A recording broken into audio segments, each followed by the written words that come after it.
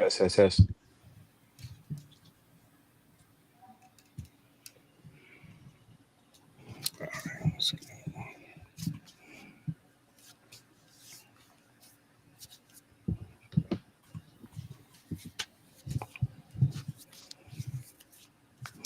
What's up, everybody? You are tuned in to the Cris And more.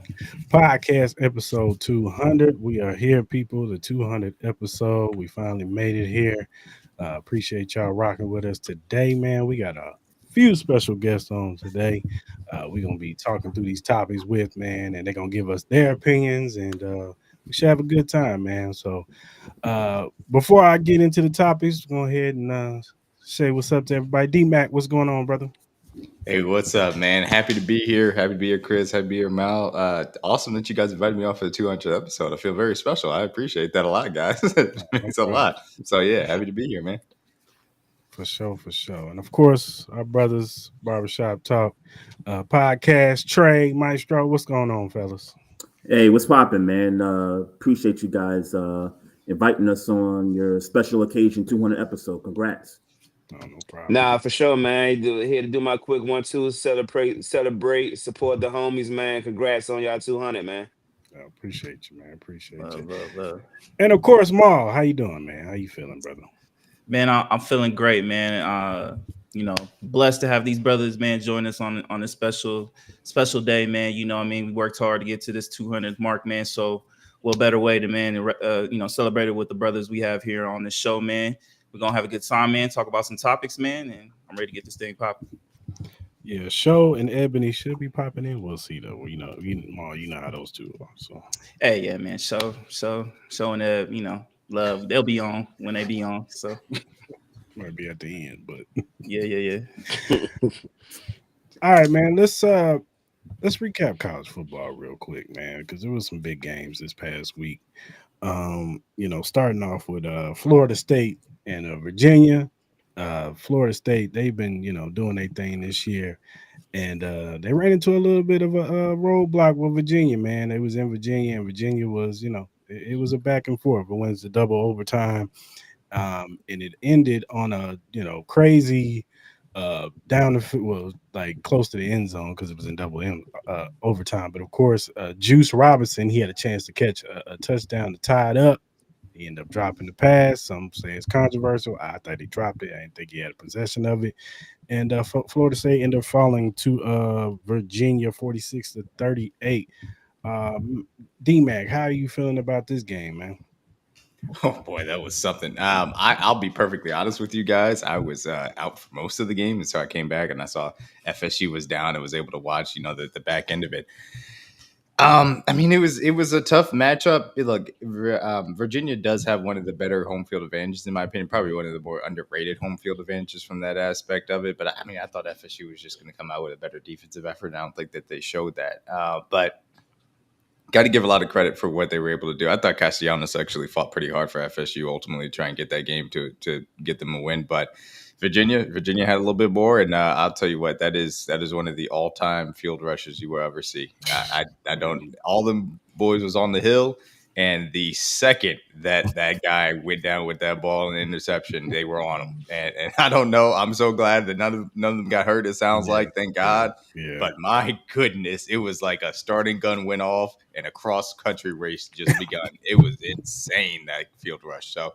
There was incredible atmosphere, maybe a little bit dangerous, but that sometimes it's what college is about, in my opinion. So, but no, that was a fun game to watch for sure. Yeah, for sure. Trey, Maestro, did you catch the game, and how'd you feel about it? So I'll go first, Maestro. So my Saturdays mostly consist of being out with the kids and all that stuff and running errands. So I did not watch this game, but I did see some highlights. And I think for me, and DMAC said it, I just hope homeboy, the wide receiver that dropped that pass, is okay. Because, like you said, the moment he dropped it was when they started storming the field, and you didn't see homeboy like after that.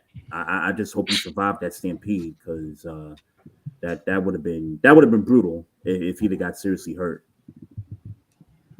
Yeah, look, and I'm going right behind what Trey said. No homo, like, hey, that's dangerous, man. And I don't pretend to be super football. Like Saturdays are normally reserved in the same kind of situation. My kids For don't sure. play that on Saturday because I fight with them on Sundays. Um, but to be honest, yeah, like that's crazy, man. It, it bothers me. It bothers me that I get it. Tradition, college football, it's been that way forever. But I'm starting to feel like something got to be done, man. Something got to be done. Yeah, it's something, you know what I'm saying? Maybe they need to stop doing it in the student section. Yeah, cause somebody could really get hurt one day, Yeah. man. And it's you cross the bridge when you get there type of thing, but damn, like geez Louise, like that somebody could really get hurt, man. And I guess we living under this guise that it hasn't happened yet, so let tradition be tradition, but that always concerns me. And Yeah. wasn't this the same game where dude climbed up on the goalpost and fell? Is that the same game? I missed I that. haven't heard about that one. Oh yeah, I Mm. saw a highlight of dude was walking across the goalpost and he fell off. Dang. I wouldn't be surprised, honestly. I really wouldn't be Yeah, surprised, Dude, dog. dudes is wild, man. Yeah. kids are Yeah. crazy, man. Like, and I can say kids at his age because I did not I don't have a biological child, but I certainly have kids through marriage or prior marriage, let me say, that are in college. And so I'm confident in calling them kids nowadays. Right. But yeah, that's too much. That's They just too wild. much, man. Yeah, man. Like honestly, like as far as like the game, man, I thought it was just a simple fact that I think Florida State just kind of overlooked this game. You know what I mean? They got a big game coming up this week against the Miami Hurricanes. We all see what kind of team they got. Castellanos, man, I think he's a solid quarterback, but Virginia came to play. I just think it was mainly an oversight. I think Florida State is just better than what we saw.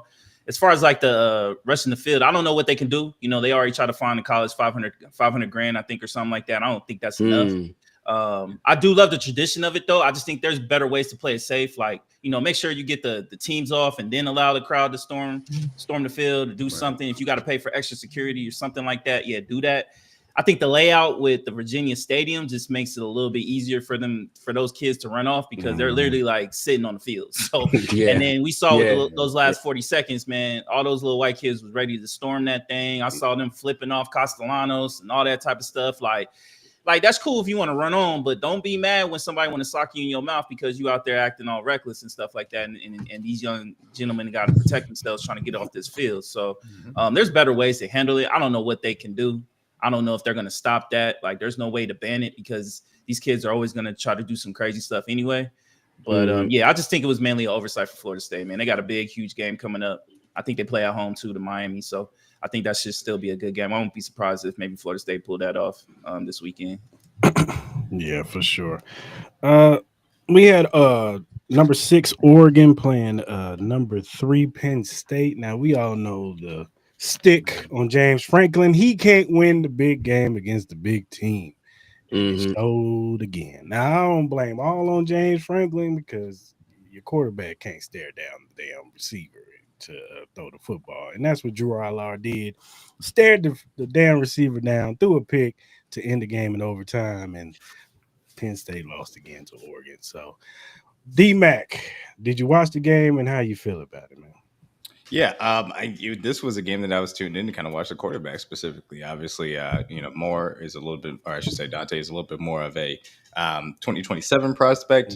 People trying to start the 2026 thing. I think he should stay another year, continue to develop as far as that's concerned. But obviously, Drew Aller, he hadn't really been tested for the first few games of the Penn State season, and ultimately, this was the first big test. And I thought that he was shaky to begin, to say the least. You saw some of the positives and the talent that flashed, but ultimately, when you're talking about Drew from last year, you saw the talent that flashed. Now it was about, can you bring consistency in this year when you're trying to be a first-round draft pick? And I don't think he did enough of it, in my opinion, to really impress me. Obviously, ultimately, Oregon comes in. I think they're a more talented team, and they showed that certainly I was impressed in which they were able to go in there and get the win. And they are going to be one of the most talked about teams as far as, challenger for the college football championship for good reason, in my opinion. So good win by Oregon. And, Penn State is still Penn State under James Franklin. Do you think that his seat is hot, D-Mac? No, it's Penn State. But Monty Jones has a great thing where he talks about college football is not a zero-sum game, and everybody's expectations are always relative to the school that they're at. Yes, Penn State once upon a time was a national powerhouse that won championships.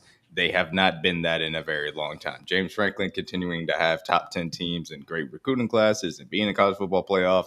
Those are things that will keep him fine at Penn State. He's not at Alabama. He's not Kalen DeBoer. So he'll be fine at Penn State for a long time to come as long as he maintains that standard. Sure. Can I ask why y'all feel like it's that way in college football? Like what? Too many teams. It's too many teams to expect guys to consistently win championships. It's too spread out of talent. 18-year-olds are unreliable.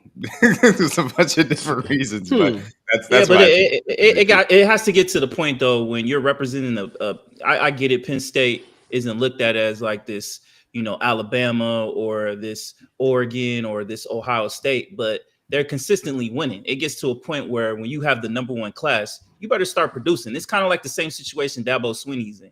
You need to start winning, and I get it. Maybe the grass isn't greener in a sense, because like what coach could you find that could put up, what he has done as far as like a consistent level of putting a winning program in. But it gets to a point where if you can't beat Ohio State, you can't win these big games, then what are you here for? Like, you know what I'm saying? Like at the end of the day, we're here to win chips. We're paying all this money, especially with NIL being involved. Now we're investing all this money now. Nah, you got to start producing. We got to start getting these wins. If not, we'll pay for somebody, same contract, and try to find somebody and steal somebody from one of these colleges that can do that. If we got to steal homie from Oregon, if we got to try to steal somebody from, Tennessee or whoever the case may be, who's this new popping head coach, man, you got to produce, man. And that's been kind of the same situation with Franklin every year. He can never win the big game. He has all the talent in the world, and they end up choking at the end, whether it's at home, on the road, in a neutral site.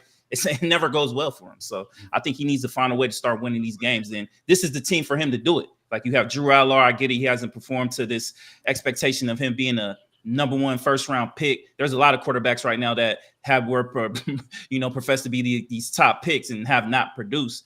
But my God, you're running. You probably have one of the best running games. Your receivers ain't that bad. Your defense is always elite. Why can't you win these games? Especially at home. At home, whiteout. This is supposed to be as you quote unquote said, the best environment in the world, and you can't even win that. Like, what are we doing, man? The biggest story of the whole night was pretty much Oregon and the Oregon mascot. That's all I saw about. I ain't hear one thing about Penn State at all. Yeah, and them phone pauses they put out. Oh, me, you know what I'm saying? Like it's crazy. I don't know. Oh, go ahead.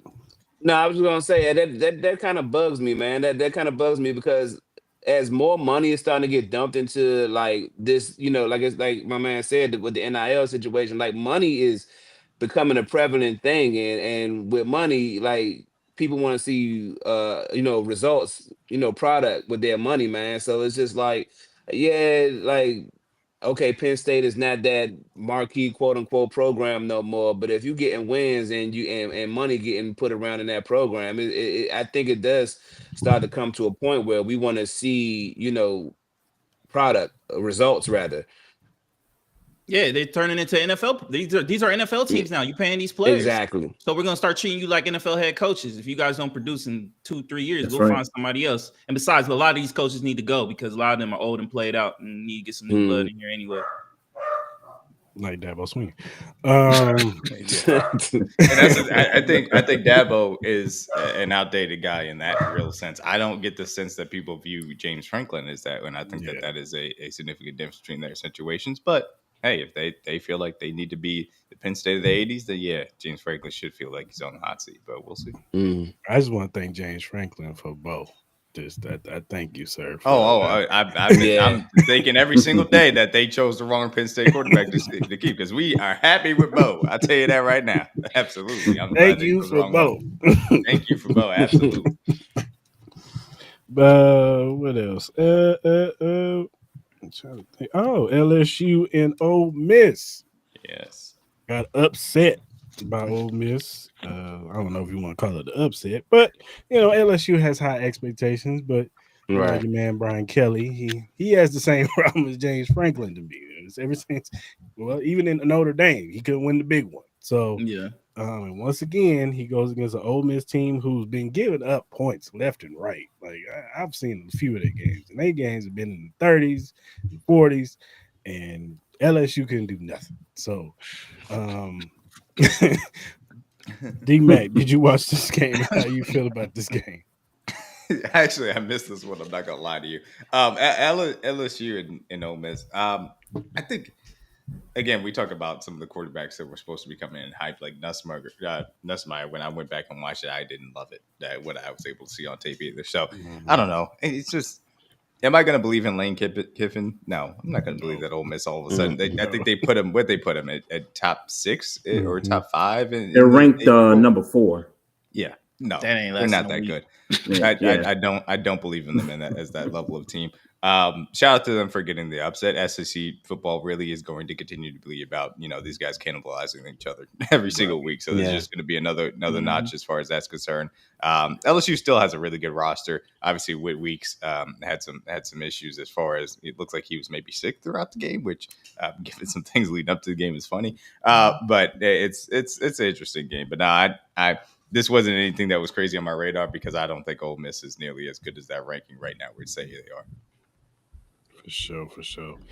And you had Alabama going against Georgia. Bama pulled it out 24-21. Kellen DeBoer can keep his job for one more week. Mm-hmm. Yes, he can. Yeah. Only one more week, though. Only one more. Because I tell you what, Vandy coming, baby.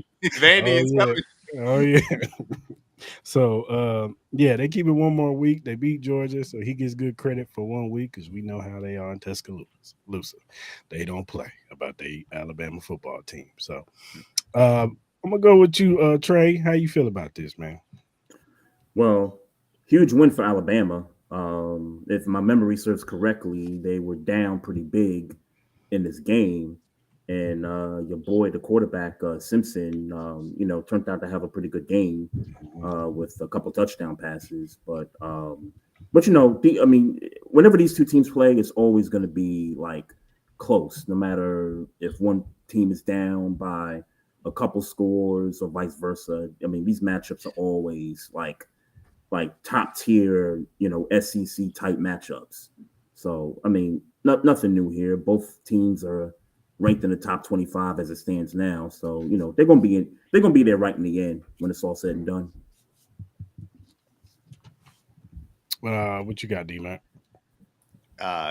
Hilarious. Just very funny. All things considered. I'll get into the game in a little bit, but you gotta say it. Kirby Smart is owned by Alabama. It's just a reality situation. You can say, hey, you went on the road last year, Kalen DeBoer, crazy game back and forth. Tip your cap, say, they got you. You can't say that. This is a game you should have won.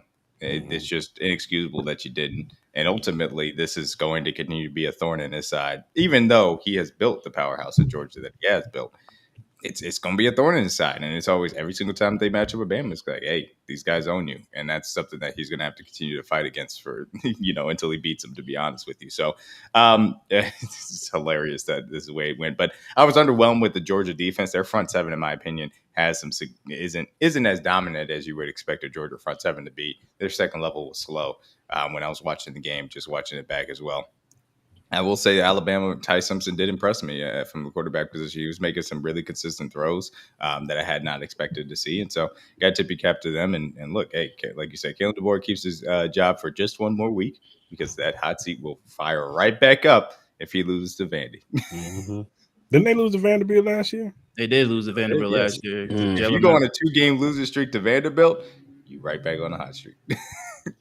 I totally agree. I low-key think real quick on this game. I just think it was a big game, but it really amounts to nothing because the NCAA will find a way to get both of these teams into the Both of them, playoff anyway. exactly. So at the end of the day, it really doesn't Exactly. matter. Yeah. I agree with Dmac. I was truly impressed with. I called Alabama to beat Georgia. I just think they match up really well against Georgia. I think they have the better athletes. I think they have the better quarterback. I was impressed with Alabama. I think Alabama is a legit title contender. We will see when they play Vanderbilt. We all see what Vandy's doing right now. They're looking really impressive. That's going to be a must-watch game on Saturday. But overall, man, this really amounts to nothing because at the end of the day, both of these teams are going to find their way in the playoffs. 100%. Yeah, go ahead.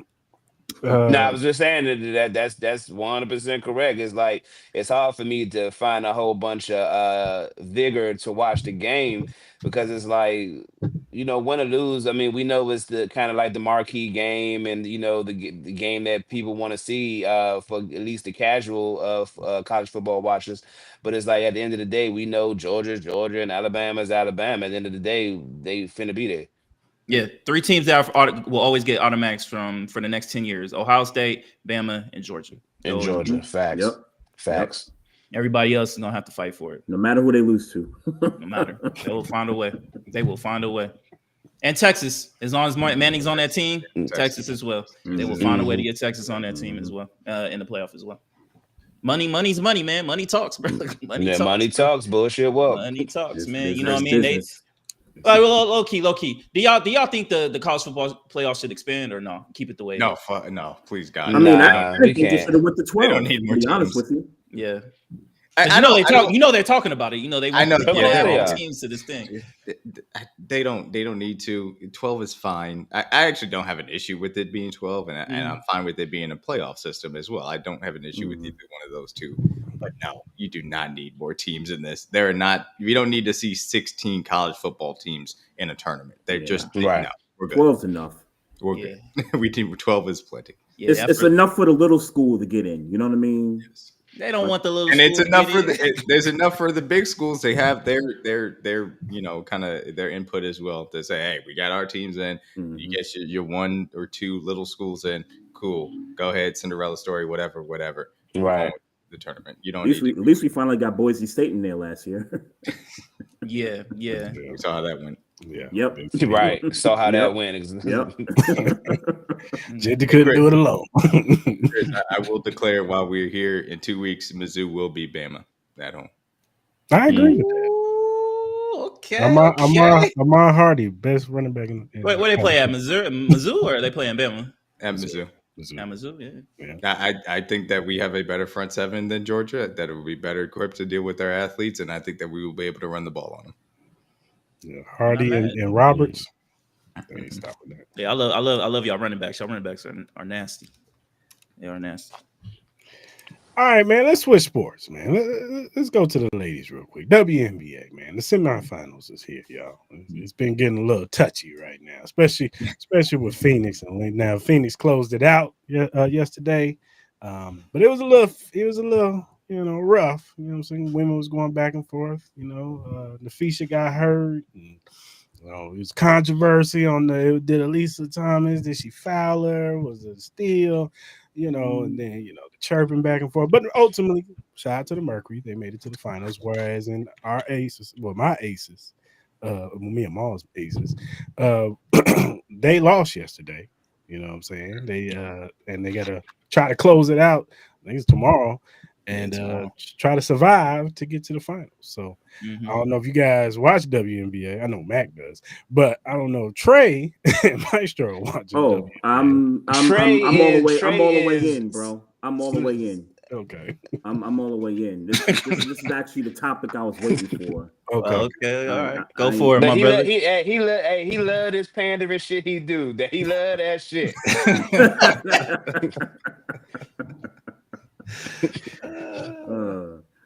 Go ahead, Trey.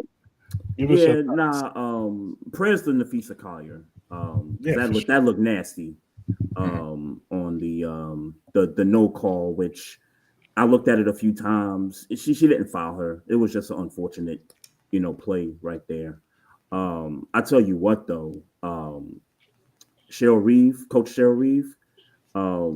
she a real one. I'll tell you that, because I've watched sports my whole life. I don't think I've ever seen anybody undress the referees the way she undressed them in the post game presser after the game.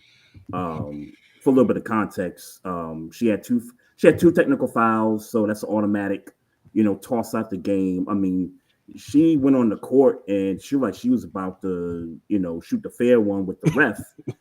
And it took them like 5 minutes to get her off the floor. And then it's like a fan had touched her on her way out, which, I'm not for, keep your hands to yourself, that kind of a thing. And then she got to the presser and really went right to the point and said, hey, yo, there needs to be some new leadership at the top of this referee organization. I mean, called it all types of names and everything. And, they was right. They were right to suspend her for game 4. Unfortunately, that's what happens when you call the refs out like that, and rightfully so on her part. But the league did what they, had to do. I think the punishment matched the crime and what she did in that presser. And at that point, you just kind of knew, okay, this is Phoenix's series at this point. So, but I got a question for y'all. You think the fix is in to get the Fever in the finals? The fix? No. Yeah. Nah. Yeah. I would say it would be Yeah. more of a situation if Caitlin Clark was playing and stuff Right, like exactly. that. Exactly. That's their media. But nah, I just think it was sloppy play by the Aces. I think Chelsea, she didn't come to play. I think Jackie had her mistakes. I've been telling Cris, Kyle Kuzma needs to get off my fucking I'm team. calling that girl that, man. She got to get out of here, man. For real, she got to go, bro. Stop calling that girl that, I'm being dead ass, man. She doesn't do anything on that court at all, bro. She'll hit you a 3 here and there, but besides that, she hustling for no reason. She just getting cardio, my personal opinion. But now I want to get back to this Lynx and Mercury thing real quick, because I think the situation with that and the coach, I think the coach looked crazy. I'm gonna be honest with you. Mm-hmm. I don't care what she says. She may have been correct on as far as the referee, but the referee been like this for years now. And the only reason why you getting upset is because your team got out tough. Lisa Thomas punked Nafisa Collier, and I'm a big Nafisa Collier fan. Lisa Thomas punked the hell out of that team. Facts. And they didn't come ready. They had the lead. They had like a 20-point lead in one of the games. Lost that. They got punked. Yeah. They got punked in Phoenix. I'm tired of this Karen feel I get with these new fans that don't know nothing about basketball, crying about Lisa Thomas fouling and running through. Nah, that was a clean steal, and God bless her. I hope Nafisa will be fine. I think she'll be fine. I don't know if she had any fractures or anything like that. I just think it was a bad sprain, and that's another thing. The coach tried to, she got a fracture. You don't even know. You putting that out in the media. You trying to make everybody think like this girl broke her leg. Like, come on, man. That she looked insane. And then on top of that, I'm not mad at one of them fans touched her, because you know why? Don't come screaming in my face, fuck you, and don't expect nothing to go. I'm just sitting here being a fan, cheering that you acting crazy, and then you want to scream fuck me in my word? That's what we doing? Come on, man. She looked insane. She deserved to get suspended. The Lynx deserved to lose that series because they got punked majority of that series.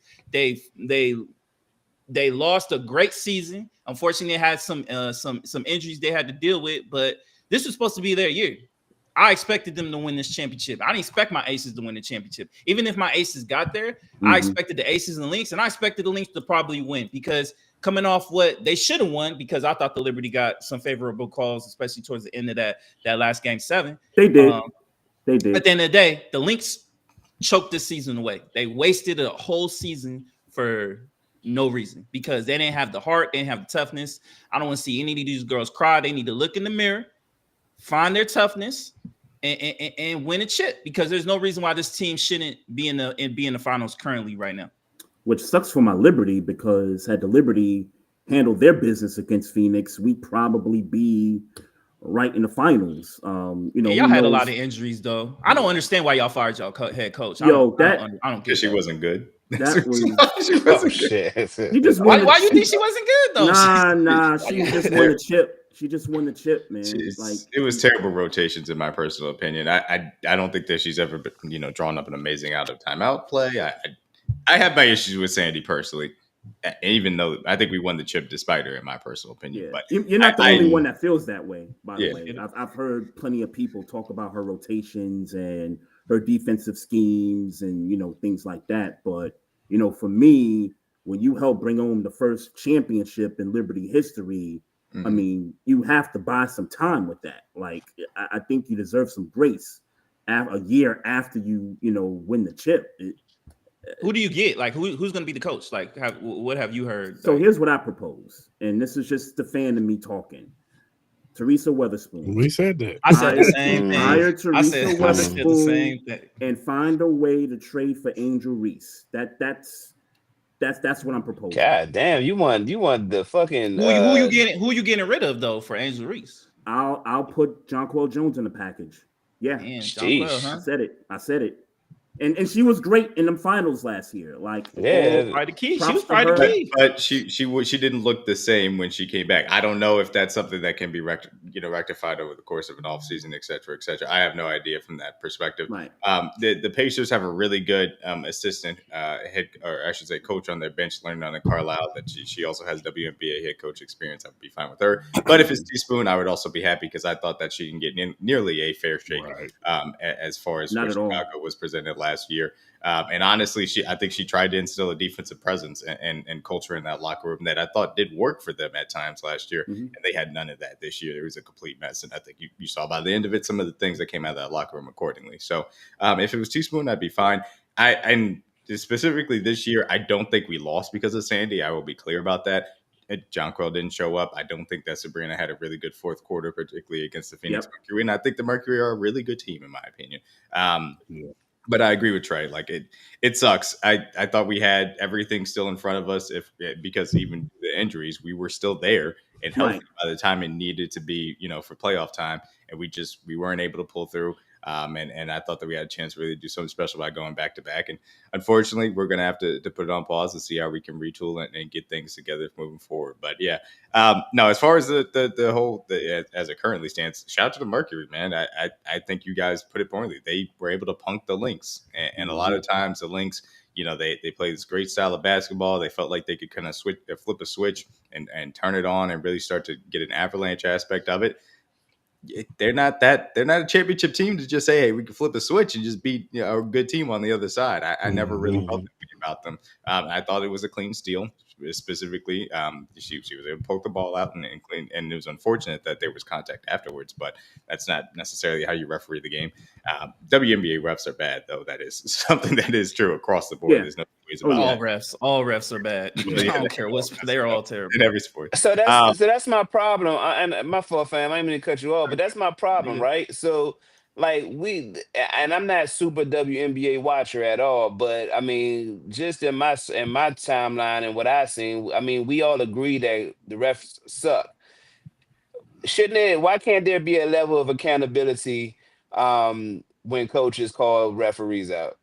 No, there needs to be a level of accountability. I think refs should be demoted. I think refs should be fired for some of these egregious calls. We see it through the NBA. We see it through the NFL. We see it through the WNBA. I get it. I just think with her situation, I get maybe the referees were as great as they should have been, but I think that was more of just a toughness thing with the Lynx. I don't think it had anything to do with the refs. I think the Lynx just folded. You know what I mean? I think she used that as just a weak excuse to, berate and do all this type of stuff, because at the end of the day, the play was clean. That was not the ref's fault. The referees made the correct call on that play. And that was the clinching shot. So I just think she used that as a weak excuse. And I don't think that was the appropriate time to go at the refs at all. I think there was a situation with the Aces in the game yesterday. I think the Aces had more of a complaint than what the Lynx had in that game. Me personally, that's just me personally.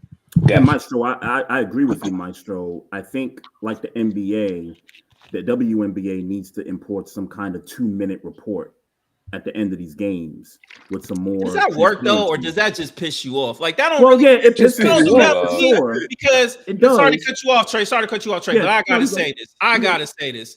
I watched that Lakers Celtics game when LeBron James got murdered. I saw all them phantom calls that Anthony Davis got. Pat Bev's trying to show the camera to the refs. Like, And that did nothing but just piss me off. And I hate the 2-minute report. They got to get rid of that. Like, that doesn't do any accountability. It just pisses off fans because it's like, oh, we all saw that you got the call wrong, but yeah, you're going to throw this report in my face a day later. That means nothing to me, and that can change the outcome of this game. You need to hold these referees accountable. I'll be more happy if you suspended these refs. Suspend them. Yeah. You know what I mean? Suspend them, hold them accountable. If they got to lose game checks, then so be it. I get, they make 300, 400K. I don't know how much they make around there or whatever, but that will show them like, yo, let me make sure I get these right. Make sure I don't mess up these calls, because these games can literally be whether you win a series, whether you don't win a series, whether you make the playoffs, don't make the playoffs, whether you win the job, lose the job. Like, there's a big effect to that. And the only people that don't get affected are these referees, not by the pocketbooks, not by nothing. But you show me this 2-minute report, all it does is just make fans want to tweet them and send death threats, and obviously that doesn't work either. So like, I could understand that though.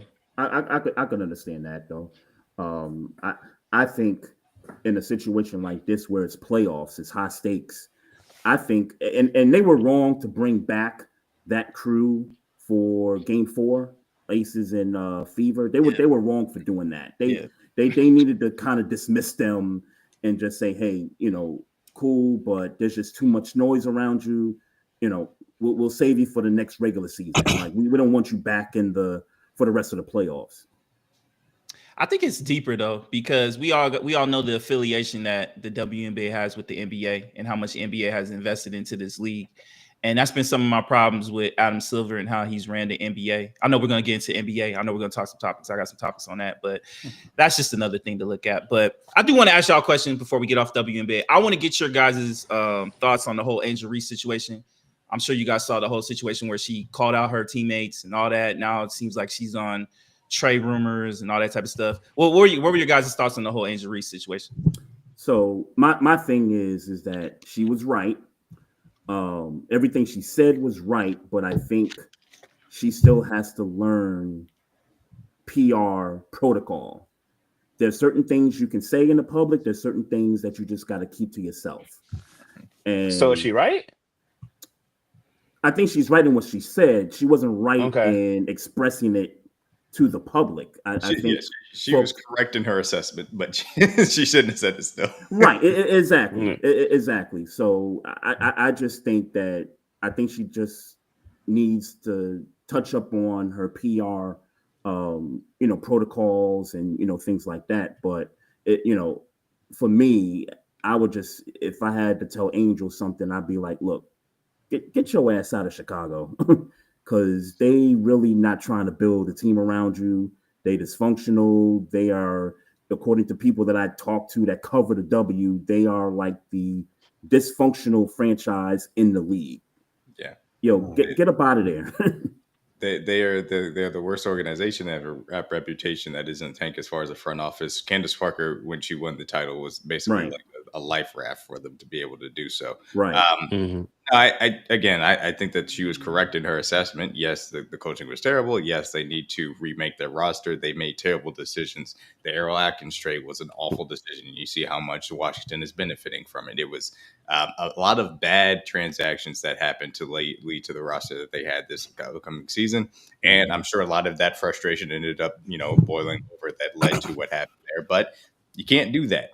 And Angel Reese, I do think, is an incredibly talented player, and I think is a player that will continue to develop into one of the W's best. But you don't even have the pelts on the wall to be able to say, I'm calling out my entire organization in the public during that article. You can't do that, especially not. To add on the fact that it's the end of the season while you're still in season, and it just added on to something that this team needed to fade into obscurity and miss the playoffs and not be talked about. And you made it an entirely different thing at the end of the season. So a bad move. And I think she realized it was a bad move, a learned lesson from that standpoint, but she was wrong. I don't believe so. And I do think that she needs to get out of Chicago. Yeah. I agree and to add to it, I would think that they would be trying to get her up out of Chicago. Cause what, you gonna go back into the locker room with these ladies and like you ain't just say what you said, or is there gonna be some type of reconciliation, or how this already a messy organization, and Shorty done said what she said. Now it's like, look, I'm not in that locker room, but I know if I was in that locker room and I had to go look at, like, you definitely getting at bare minimum the side eye from me. Like would you don't yeah, anybody that she spoke about, like, nah, I'm looking at you crazy now because you our leader or you are, our primary player. And I got nah, I think they need to be not only she need to get up out of there, but they need to be getting her up out of there. Yeah, she should have did that. If she wanted to talk about her teammates like that, that should have been one of those, hey, we gotta talk in the locker room behind closed doors. Closed meeting It should have conversations. been Yeah. behind closed doors. Me and Maul talked about that, and that's what I said. I said, you don't say that in an article. Like, what are you doing, girl? Like, you don't talk about your teammates in the article. Now you really look bad. You know what I'm saying? And then it kind of goes to her That's what I'm whole kind saying. of persona, right? Like, this ain't no shady thing. Like, she is a media darling. So it's just like it's just, for no better way to say it, messy female shit. And it's like Shawty, you ain't got to do that. You know what I'm saying? It kind of digs into the narrative of, catty women. And I hate, I ain't trying to make this no sexist thing, but I mean, I see what I see with my two eyes. Like, that's some messy shit. I ain't saying if a dude do it, it ain't messy neither. I'm just saying that, the WNBA has enough hurdles to deal with your messiness in an article. That's that's not something that men would stamp, and so I don't think that's that as a person you should stamp. No, I agree. Like, it doesn't help her perception, especially with other fan bases. You know what I mean? She already has like this kind of perception. We see it all the time and how people talk about her, and you know what I mean? It doesn't really help the situation. But live and learn, man. She's still young. She'll be all right. Yeah. Yeah, for sure. But get her out of Chicago.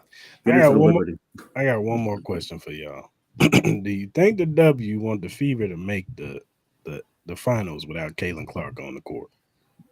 I think they do. Why? They do. They do, because they still got that fan base. So they still got that fan base supporting her. They still got that fan base. Yeah, they still want to. I'm not saying it's rigged, but I do think they want them to for sure. Yeah, they want to. Not on a rig standpoint, but that's what I'm saying. Yeah, on a Caitlin Clark stock standpoint. I think for sure. Gotcha. Yeah. Well, because even if they lose, the entire conversation the rest of the time is, oh my God, they went to the finals without Caitlin Clark. Imagine what they're going to do next. They imagine if she goes.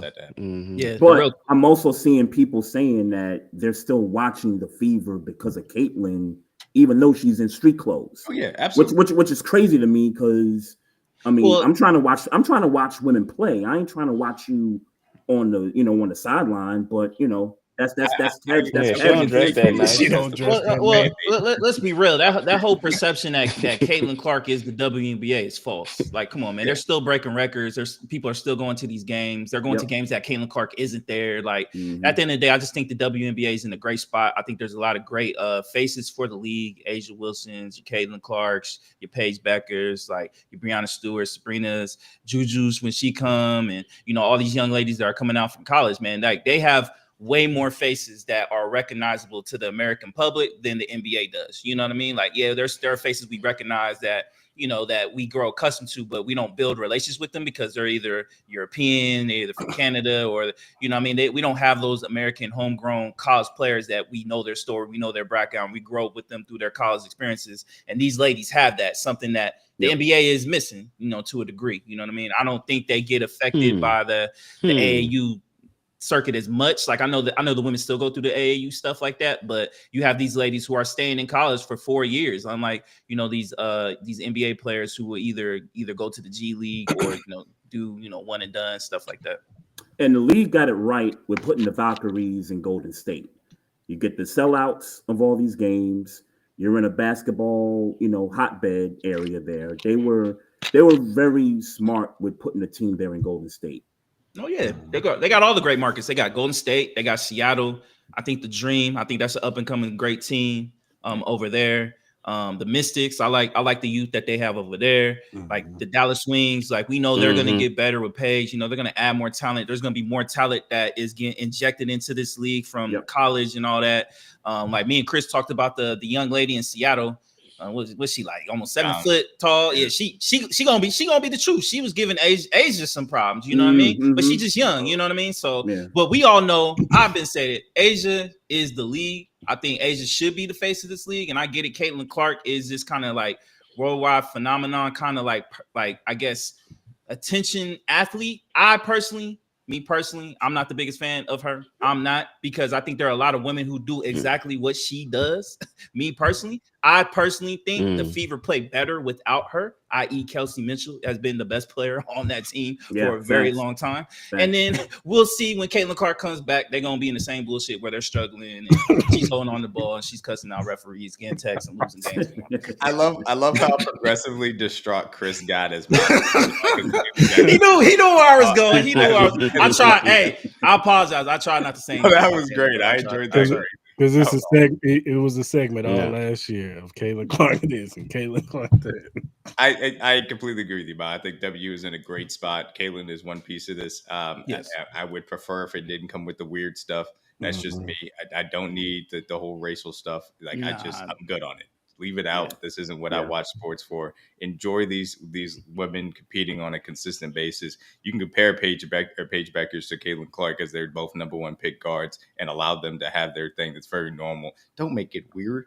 Don't be weird. Stop being weird, in my personal opinion. Allow this to be a sport that is taken seriously because of this great product of watching these women go out there compete at a high level. And be perfectly honest with you, this may sound crazy, I think they care about the sport more than NBA players do. They do. They go out there. They do. Sometimes, and they are going to leave it out there in a way that I don't think you see on a night-to-night basis for NBA players. And I think that really does make for a better product at times, and it should be treated as such, in my personal opinion. The only thing I'll have caused a pause with the WNBA ladies, though, is that they need to have some realness with this collective bargaining agreement.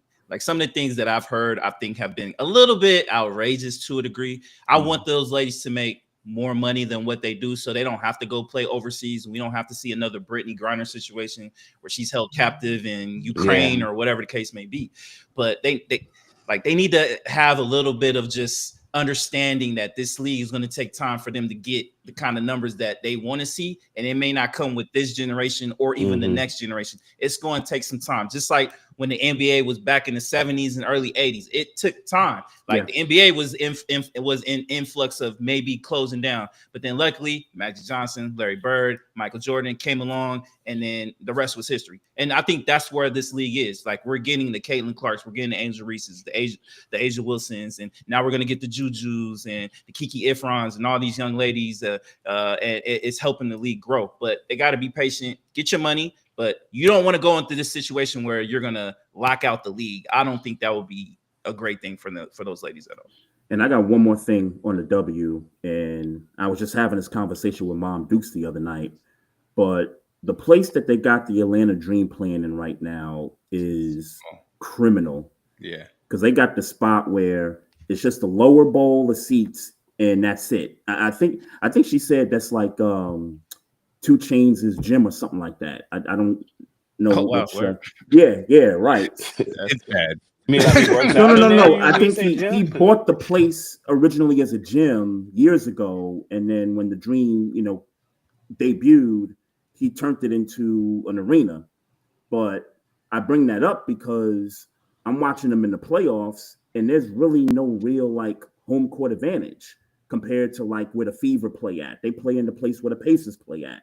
That place is loud, The Aces, they got a big, 19,000 seat arena. The Liberty play at Barclays. Like, I think the W has to get to a point where all these teams play in 19,000 seat arenas because, the place the Atlanta Dream play at, there's really no advantage.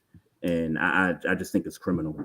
Yeah, State Farm's right there. I don't see why they can't play there. They should. Yeah, exactly. In my personal opinion, exactly. They're a good enough team to justify it. I completely agree with you. I think that this CBA, they deserve a bigger slice of the pie as far as the percentage are concerned. Now you talk about getting paid the same as NBA. No, it's just not. That's not the numbers that they're pulling in, and that's okay. But you talk about where this league is at 20, 25 years into their growth. They're actually ahead of the curve in a lot of ways as far as compared to the NBA, and so.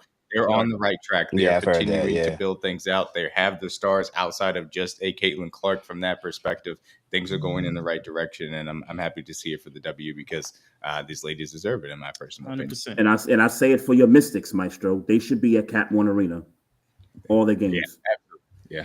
And it's funny. I've seen Mystics games because I went to Howard, so I went to Mystics games back in the day. That gym is out in the boonies as far as that's concerned. But they should be at Capital, and look, Sonia and Kiki are going to be the duo that'll make it happen as well. Mystics I was gonna say, but it seemed like the young girls we got over there, like we on our way. It would seem like, but that area, and then that area is it's just so new over there. That area where the stadium is, like I agree that they need a bigger space. But that whole area is new. Like nobody really have to go over there and be subjected to go over there for games. It looks weird neighborhood wise. Yeah.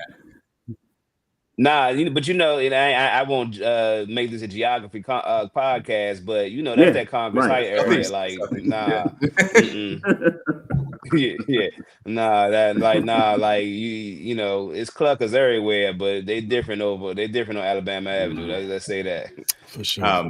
One thing I will say, Chris, before we get to the next topic, Tyreek Hill did go down with a serious injury. He went off on an air cast.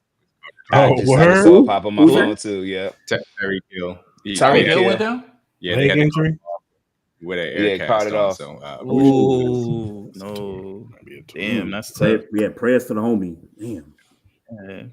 These injuries, man, they're killing us. They're killing us. NFL season. Damn. All right, man. We're gonna take a quick commercial break, and then we'll get back with the next topic. Introduce yourself to Magnet, the ultimate sports drink. Are you ready to take your performance to the next level? Do you want a sports drink that eliminates the muscle cramps and fatigue when working out or training? Meet Magnet, the sports drink designed for athletes who refuse to settle for mediocrity. It's power-packed electrolytes and rehydrates and restores balance with their scientifically formulated blend with magnesium that fights fatigue and boosts endurance. It has natural ingredients made with real fruit extracts and no artificial colors or flavors because your body deserves the best. It has delicious flavors like mixed fruit and watermelon that keep you revitalized and ready for action. It will boost your performance with essential vitamins and minerals. Magnet fuels your workouts, helping you crush your goals.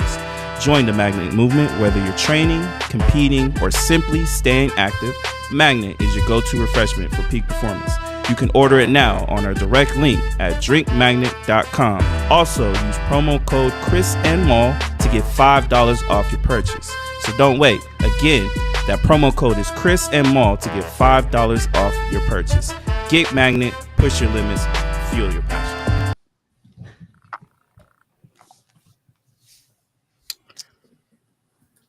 All right, we are back. All right, man, let's talk a little NBA. Maul, I know you have some questions for the NBA. This is your sport. Yeah. I definitely got some questions for the gentleman here, man. Obviously, NBA season is kicking off, training camp is kicking off. So, first up, man, Joel Embiid, he talked at his presser, about his whole situation, how he was coming back, saying that he's feeling better, but he still has the same outlook that they're going to definitely listen to his body a little bit more. What's your guys' thought on the whole Joel Embiid situation, the whole Sixers situation, and the outlook for that team this year? I would. Man, I don't see that from good regular season team. They'll be trash. They'll be doing nothing in the playoffs. I don't believe Joel Embiid. Like you're supposed to say all these things. You're supposed to say, "Yeah, I feel good," and I'm, he's saying all the right things. Like he's done in prior years, and like anybody would do after they come off a year injury. I don't believe this team. If we talking about as far as like how the team they're putting together. I know the whole process thing. Even though I don't really use that anymore, and really nobody does. But like they got a roster where you think they should be, talking about being one of the top seeds and maybe it's coming and maybe even coming out of the East. But I just don't believe it with this team. I just don't. I don't either. The Joel Embiid can't stay healthy when it matters most, and all due respect, and he's not an incredibly talented player, obviously when he's out there, but I have no reason to believe that all of a sudden it's going to come together this year. I feel the same way about him as I do about Kawhi. To be perfectly honest with you. And I think Paul George has Mm-hmm. obviously lost it. Obviously a good draft pick for them or VJ. I think that'll help him out. And Tyrese Maxey is still a really good young player, so it's not like they'll be bad. But no, I can't believe in the Sixers with Embiid's health. No. Yeah, I don't trust Joel Embiid, his health anyway. I just think with this team, they just got a whole bunch of folks coming back off of injury. That kid McLean that filled in for them last year, he got hurt, and I don't know what his timetable is to come back. I mean, really, it's really Tyrese Maxey and really kind of everybody else. Honestly, this year with the East, the way it's set up, they should be thinking, hey, they could be a top 4 seed. They should be, when you Mm-hmm. compare it to like the likes of what the Hawks did, what the Magic are. Yeah, you would look at the Sixers and be like, if all these guys, health, stands at pat, they could be a top 4 seed. But that's the issue is their health, and I don't trust it. Nah, Yeah. yeah. No, I Go, agree. Chris. No, I agree with y'all, man. Me and Mom knows how I feel about the Sixers, man. They it's all this every year. It's all this. Joel Mm-hmm. Embiid is healthy, and and then he's hurt by game 30. He's on the bench. He load management. Yeah. Something wrong with him. Yeah. He took himself out the game. He don't feel like playing. His heart ain't into it. This is like, all right, man. Stop selling. Yeah, man. And then it's that part, right? So like even like nobody gonna sit here and deny Mm-hmm. talent. But I mean, hey, I'm the biggest one on the court. Let me go do what I do. Like he just don't got that in him. He ain't had it in him in a brick. Like so it's just like to sit here and act like all of a sudden because he healthy, like he gonna come in and start being a dominant. Like it's times where like he need to play the paint and he want to shoot threes and like nah man, I've Yeah. been off Joel Embiid for a brick. Nah, Yeah. yeah, I feel you. I feel y'all. We're gonna switch over to the Warriors and this Jonathan Kuminga situation. Obviously, he's been kind of in this whole contract holdout situation. We all know how Steve Kerr and this organization doesn't seem like they are vibing with Kuminga. Obviously, with the way they've been kind of playing him on and off the court. What do you guys think about the whole Jonathan Kuminga situation? What do you think the Warriors should do? What do you think Kuminga should do? So I'll say this, and then I unfortunately I got to log off. No, But Yeah, with the Kuminga situation, right? So I remember in the play-in game, I believe it was the play-in, and me and Maestro we're having conversations about this guy actually not suiting up for some of these important games, and it's like, yo, like they've been talking about this guy, since he got in the league, and it just seems like there's some developmental issues with the Warriors and with how Steve Kerr, brings these young guys up. He's supposed to be an integral piece to this team because obviously Jimmy Butler is old, Steph Curry is old, even though he can still shoot the lights out. And, Draymond Green is, 35, 36 years old. So, these are the guys, the Moody's, the Kumingas, like those are the dudes that have to step into these roles and be the ones to, it kind of reminds me of when Kawhi Leonard was with San Antonio. You knew Duncan, you knew Tony Parker and Ginobili were the vets, but they were aging vets. And if you remember that finals against the Heat, the second one that the Heat lost in 2014, Kawhi was a big part of why they won that finals. He was, at that time, young, up and coming player. The Warriors need to somehow figure out how to incorporate their young talent in with this Warriors core. So that's kind of where I'll leave it at.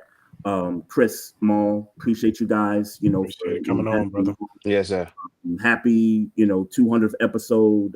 Me and Maestro know what it's like to accomplish something, big as, doing this for a long time, not just with your homeboy, but with your brother, so, Yeah. me and Maestro, we can relate to you guys and, how you do this every week. So, and Dmac, nice to meet you, bro. Yes, sir. Same here. Yes, sir. All love here for sure. So, y'all have a good night and a great rest of the show. Yeah. Appreciate you, brother. Salute. Appreciate it. Salute. talking to you, Appreciate Trey. y'all, man. Thank y'all. All right. All right.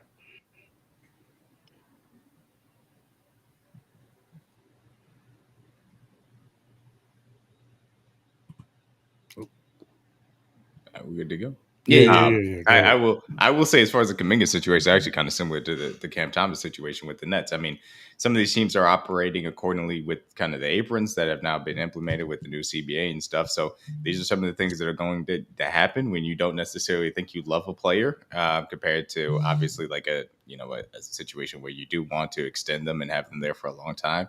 You just kind of got to hold on to their rights and hope if you could trade them in the right deal. And if you can't, then it's going to get a little awkward. And that's just kind of where that holding pattern is at. And that's just where the Warriors and Kuminga are at. And that's just kind of the way the CBA is built right now. No, go ahead, Chris. No, I was just saying, I don't know, man. I'm not too much familiar with how Golden State do their stuff, man. But hopefully they can figure something out, man, because they're getting old, man, and they need to get some more youth over there, man, because them living off the Steph Curry days and Draymond Green, you know how I feel about Draymond. I want to punch him in his face. They need to get the fountain of youth over there, man. It's time to move on from the old guard and start bringing in the new guard over there. So, like, do you think there should be more of a conversation with the Warriors though, with all this talent leaving? Like, you have the Kevin Durant situation, you had the Jordan Poole situation, now you have the Jonathan Kuminga situation. Do you think there's something wrong with that culture in the green? I get it, they won these championships, but his name is Draymond. I don't know if it's a Draymond Green specific situation. Not that he may negatively contribute to it either way. Yeah. I think it's just, hey, the Warriors were a dynasty and now they're not a dynasty, and this is kind of what happens to teams when they're not a dynasty after being a dynasty. It's just just a steady decline. That's how it goes. No doubt. I got a couple more here. We'll talk about the Rockets and obviously the addition to Kevin Durant, and then obviously the big injury to Fred VanVleet. Obviously he tore his ACL. What impact do you think that injury will have to this team? Do you guys still put them as championship contenders that could compete with the Thunder and compete for a championship out in the West, or do you think that kind of like brought them back to like maybe where the Minnesota Timberwolves, Clippers, and all that type? Yeah, I thought that they had a chance to compete at the top, in my opinion. But ultimately, when you lose that level of player, and then again, it's not like he was an all-star, but still, he was a very good player and fills a need as far as the floor spacing that they would need, specifically for the way in which that Rockets roster is built, and a secondary ball handler too. So it's tough. I don't know if they can try and make a trade for an impact playmaker, specifically at the guard position. If they can, then that's good. But otherwise, it's going to be tough for me to say that they're going to be in the championship contention, which I thought they had a range of outcomes that could have put them there, depending on how some of the younger guys ended up progressing. It's a little bit difficult for me to see that now that Fred is going to be out. So they got to make a major move, in my opinion. We'll see if anything does materialize for them. Yeah, I agree. VanVleet, he has championship pedigree. He's won the championship before, so he knows what it's like to win one. Him and Kevin Durant would have been good, but that's a big loss. You know what I'm saying? Especially losing one of your leaders like that in the locker room. So, yeah, it really sucks that he went down, Hopefully get well soon. But, yeah, I'm with Dmac. They need to make a move, man. They need to make a move if they want to stay there. Nah, I agree. And then I'll end the NBA topic with this one. Obviously, the big conversation has been this Kawhi Leonard no-show job situation. Obviously, Pablo Torre, he's been doing an amazing job. He also he released some new information where I believe Steve Ballmer invested into this foundation group that was ran by one of the co-founders of Aspiration. It was named in a different group, but it was still amount of a $1.875 million donation, and it still kind of gives that vibes of that they were still trying to pay off Kawhi, because he also does have text messages going back with his agent and the guy from Aspiration. So what's your guys' overall feel from what you guys know from the Kawhi Leonard situation, and what do you guys think will ultimately happen and Adam Silver and the NBA will do to the Clippers? Answer this question for me. If your friend, asked you for $20 and then didn't pay you back for 2 weeks, and then he was like, "I need $20 more," would you give him that $20? No. So obviously they were circumventing the cap, which is fine, I guess, because the NBA can't really punish them, because it's going to open a whole Pandora's box that I don't think the NBA wants to really open.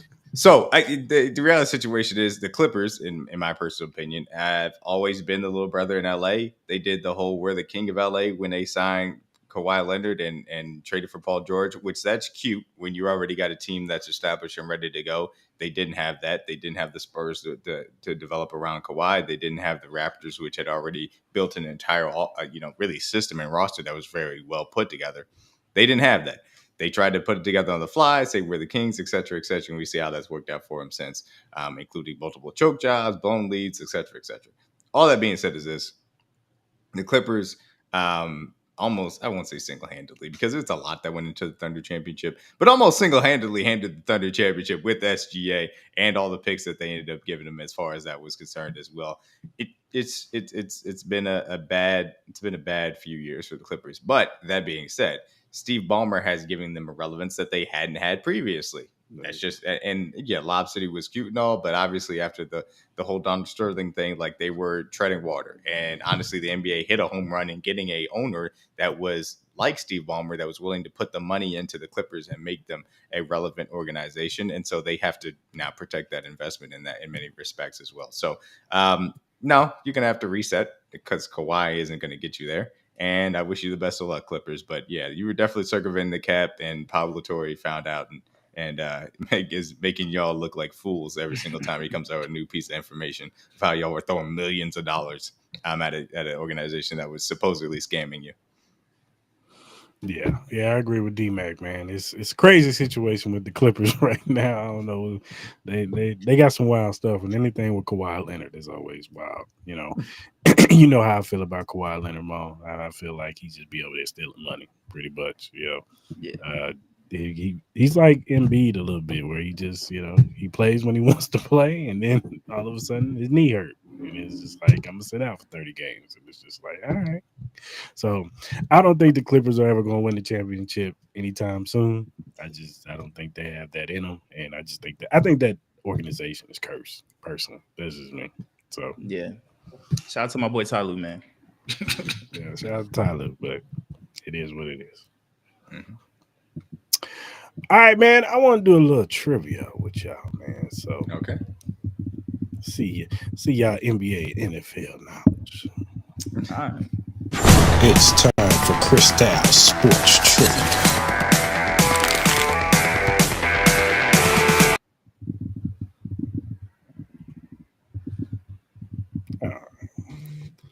All right, these are multiple choice, so make it easy on y'all. Y'all can do some educated guessing if y'all need to be. Okay. I like multiple guests. You know what I mean? I usually do pretty good. It's like I gotta sit up here and guess. I'll give y'all some options. So y'all gonna give me a Scantron? Yo, facts. Make sure it's number 2, no pen. All right, first question.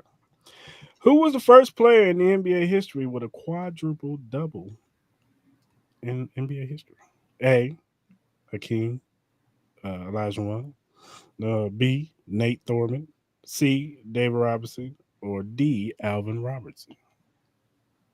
I believe David Robinson. I was gonna say David. Nope, it is Nate. Nate Thorman. Okay. Nate, Okay. All right. 2008. Okay. Who was the first European player to win the MVP? A, Tony Parker. B, Dirk Nowitzki. C, Giannis. Or D, Paul Gasol. I'm gonna go Giannis. What'd you say, D-Mac? Dirk. Sorry. Yeah, you was right, D-Mac. It's Dirk. Dirk. Okay. They were calling him Sharman Soft for the entire time until 2011 happened. Right. Yeah, he did win it in 2011. Yeah, he did. I forgot.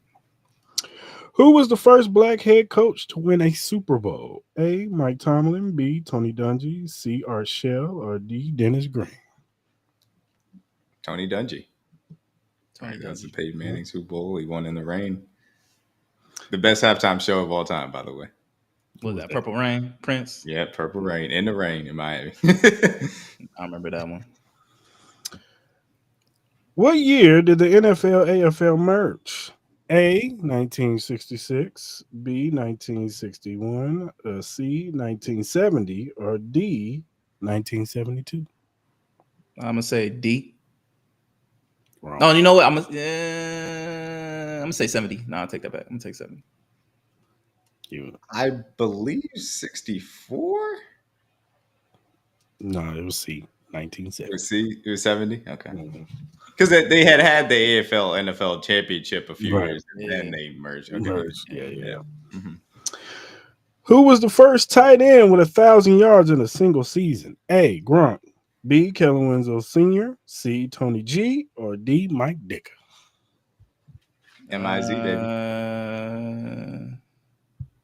Was it Kellen? Kellen was it? Mm-hmm. Yep. MIZ. Yes, sir. All right. Who was the first pick in the 2000 NFL draft? This is the Tom Brady draft. A. Chad Pennington. B. Peter Warwick. C. LeVar Arlington. Or D. Courtney Brown. Was it LeVar? I was gonna go with C. No. Okay. What was the other name? D. Courtney Brown. Was it Warwick? No. No. It was Courtney Brown. It was. It was Courtney Brown. Brown. Huh? I think he ended up being a bust too. He had to have been because I don't remember that name. Nope, I don't either. So he had to be. He was drafted by the Browns. There you go. Which player has the most career assists in NBA history? A. Magic, B. J. Kidd, C. John Stockton, or D. Chris Paul? Stockton. Yep. Him and that nasty boy out of Utah. Whole lot of assists. Whole lot of assists. Right. What year did MJ retire the first time? 92, 93, 99, or 98? 93. 93. Yep. Who has the most NBA championships? A. Lakers, B. Celtics, C. Bulls, D. Celtics. Spurs. Celtics. Celtics broke that tie. 18. Not 17, 18. Yeah, 18. I just wanted to hear Miles say that because he's a Lakers fan. I knew. That's why I was like already rolling my eyes when you asked that question. And last question. Who is the only player to win a Heisman Trophy and a Super Bowl trophy? Marcus Allen, Roger Staubach, Bo Jackson, or Charles Woodson? Charles Woodson? No, it's Marcus Allen. It's Marcus Allen? Mm. Oh, really? There was okay, yeah. I thought So Charles Woodson won with the Packers. He didn't win it. Did he win it with the Packers? He did win, but I'm going off what they told me. Oh, like, no, I ain't wrong. I could have swore Charles Woodson won with because I know Starbuck obviously won with the Cowboys. Yeah. I looked it up the other day who had won the Heisman and MVP because it was a Cam Newton type of thing, and I know Starbuck was on that list. Yeah, that's for sure. Yeah. All right. It's time for Maul's random news. Oh man, let's do it. It is now time for Maul's random news.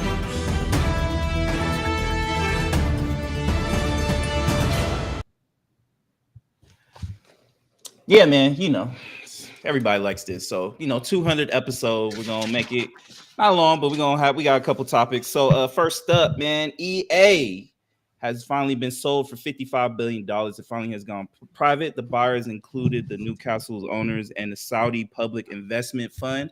What's your guys' overall thoughts with the sale of EA going private? And what do you think this means for the future of the video games that they do produce? Hey, man, give us fight night and make that damn college game better, damn it. That's all I got. Yeah, give us NFL Street back as well. Hey, Blitz, Street, whatever. Yeah, I don't know. I'd love to sit here and think that this is going to mean anything, but I think it's sold to like a Saudi group. Yeah, so it's not like they're going to suddenly care about the quality of the game. They're going to care about making the most money. They're going to do it work. I don't know. I personally don't have high hopes. Yeah, some people think that with the amount of money that Saudi has, they're going to be like mainly focused on maybe better in the games. But I agree with you, Dmac. I don't think really much is really going to change. I don't think I was going to say something that's probably going to get me in trouble. But I don't think that they're in it for the quality of the games. That's just the situation. But I'm also curious what the purpose is to buy EA. I'm very curious to see what the whole purpose is to buy EA. Like, what is it that they see? Because they bought it for a reason. So I don't know if they want to go in a different venture or do something. Like it's mainly known for its video games. Maybe it wants to, broaden its impact, maybe go into, more media as far as like with EA and stuff like that. I don't know, but I know the Saudis have been very invested in a wide variety of American sports across the board, and so maybe this is just the next step in being a part of that. I think this does speak well for Fight Night, though. I really do believe it speaks well for Fight Night. If your boy Turk is a part of it. Oh, he definitely gonna be part of that. He'll probably be the cover athlete, low key. Wow. I think that it honestly does. Fight Night and really all combat sports, because it is a massive piece of what they want to do as far as the Saws are concerned in that realm, specifically in sports. So yeah. All right, next up, man. Seems like the Simpsons aren't going anywhere, man. They announced that a new movie is coming July 23rd, 2027. Do you guys have any thoughts about this? Do you remember the last movie? I enjoyed the last movie. I did. It was good. I don't know if I need a sequel, but yeah, I enjoyed it. I'm surprised. I'm just surprised this show is still around. I grew up on the show as a kid, and I remember my mom saying, "You can't watch this show; they're doing too much." But I'm surprised I'm surprised people are still tuned in to watch The Simpsons, and now they want to make a movie out of it. So I don't know. Maybe they got the algorithms and the analytics back and say, "Hey, we need another one." So whatever. I don't know. I don't know. Simpsons ain't going anywhere anytime soon, it looks like. So next up, man, seems like the numbers finally came out for Disney. Seems like Disney reportedly saw over 1.7 million paid streaming cancellations over the Jimmy Kimmel situation and suspension. What are your guys' thoughts about this story here? Go ahead, people talked. Shouldn't have taken them off the air. You're not supposed to give in to that pressure. You're supposed to respect and protect the people that you believe in enough to put in that time slot and pay to a lot of money to do so. So they gave in, they suffered the consequences, and he was right back on next week. Yeah. You are the mouse. You're one of the more powerful media companies in the world. Y'all own damn near everything. Like, what you scared of? What are you doing? What are you doing bowing down in any way, shape, or form? You were Apple, you were Google as far as the level of what your standing is. You don't need to succumb to that type of pressure. You don't. Yeah, and you probably own one of the most important things, and that's sports aspect. You own those properties. You own ESPN. That's the biggest thing for any station. You got Super Bowl rights coming up. You own a literal night of the week every single fall. You're good. You don't need to. You own Marvel. You own Star Wars. Like, what are we doing here, man? Man, for real. Nah, I agree with y'all. Next up, man, Rex Ryan. He was on Get Up early this morning. He made some comments about Shedeur Sanders. He said this kid talks and he runs his mouth. Like he said, I can be a starting quarterback with his arms crossed like this. Get your ass in the front row and study and do all that. If I know, the whole league knows. Quit being an embarrassment that way. You've got the talent to be the quarterback. You should be. You should be embarrassed that you're not the quarterback now. What's your guys' thoughts on what Rex Ryan said about Shedeur Sanders? I don't think Rex Ryan knows much about football. But definitely not quarterback play for that matter. Yeah. I think could Shedeur be the starting quarterback for the Browns? I do think that's possible. I didn't necessarily like his comments. I will be perfectly honest with you. I didn't like his comments personally. I think he had done a really good job at not saying anything too controversial throughout the entirety of this process. I think he stepped out a little bit there.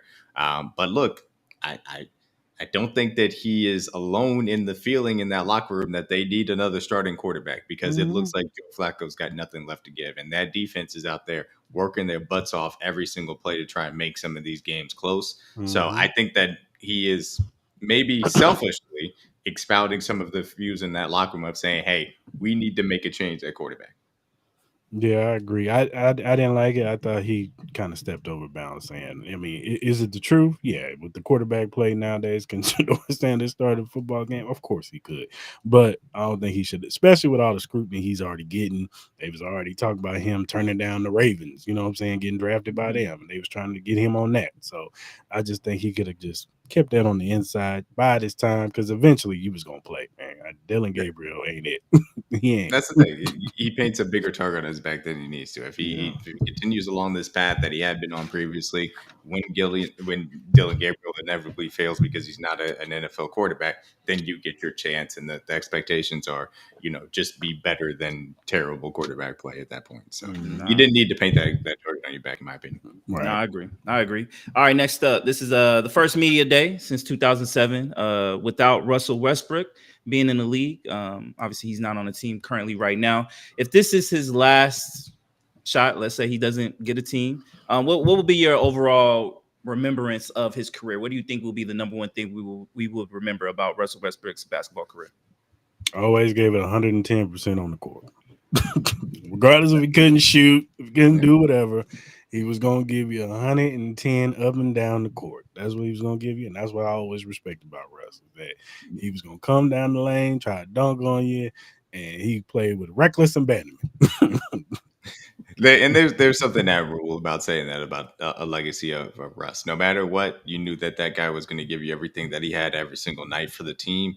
And that is something that I do appreciate about any player, and certainly a guard of his stature, what he brought to the table. So awesome point guard in his prime. No doubt about it. An all around guy. I was never one of those, hey, rebounding or fake stats, fake triple double, whatever, et cetera, et cetera. That to me doesn't exist because rebounding is a valuable thing. So I will remember him as an excellent point guard in his prime, and a guy that tried his best to be a role player later on, but always was giving you 150%, which is admirable. Yeah. Do you think Russell Westbrook is a top 75 player of all time? No. Yeah. Well, I don't know. Maybe it's possible he is. I don't know. I've never sat down. I've never sat down like Chuck and wrote out 100 LeBron James in my life. But I do think that he deserves to be mentioned in the conversation. Yeah. But as a Kyrie stan, I am still upset that Kyrie was left off that top 75 list because he 100% deserved to be there. Of course. I agree. Next up, seems like China has a new invention. It seems like it invented a new bone glue that repairs bone fractures in just 3 minutes. No surgery or metal plates are needed. What are your guys' thoughts on this news coming out of China? That's out of my pay grade. We continue to be outpaced by a lot of different countries in a lot of different areas, and that is unfortunately due to leadership not getting better. And this is one example of it. It was, I would actually give me 2 seconds. Chris, say something about this real quick while I look this up. I'm sorry.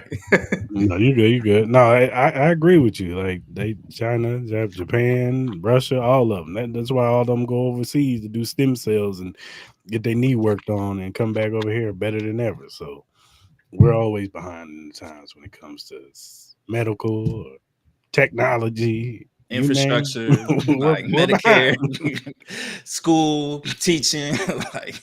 You got 3-year-olds over in Japan. They can tell you a whole trigonometry. It's insane how outpaced we are compared to other countries when we're supposed to be this country that is looked at as being this innovator. Like we're supposed to be the country that everybody looks up to, but we're really not. And Huntington's disease was just treated for the first time in the UK, and I was trying to remember what European country it was. But no, unfortunately, like you guys just said, we are outpaced in a lot of different areas. Structurally, infrastructure, certainly in the medical field, technological advancements, certainly as far as China is concerned. And now we are in a position in which our influence on the world stage is also lesser, so we can't take advantage of our allies that can make those advancements through some of the other ways in which really, I shouldn't say other ways, through the military protection that we have always provided to those allies too. So it's not a surprise that it was happened in China. I'll tell you that much, not a surprise, but it's great for the medical industry. We'll see if we'll ever see that out here. Next up, Super Bowl halftime show got announced. Some people excited, some people not.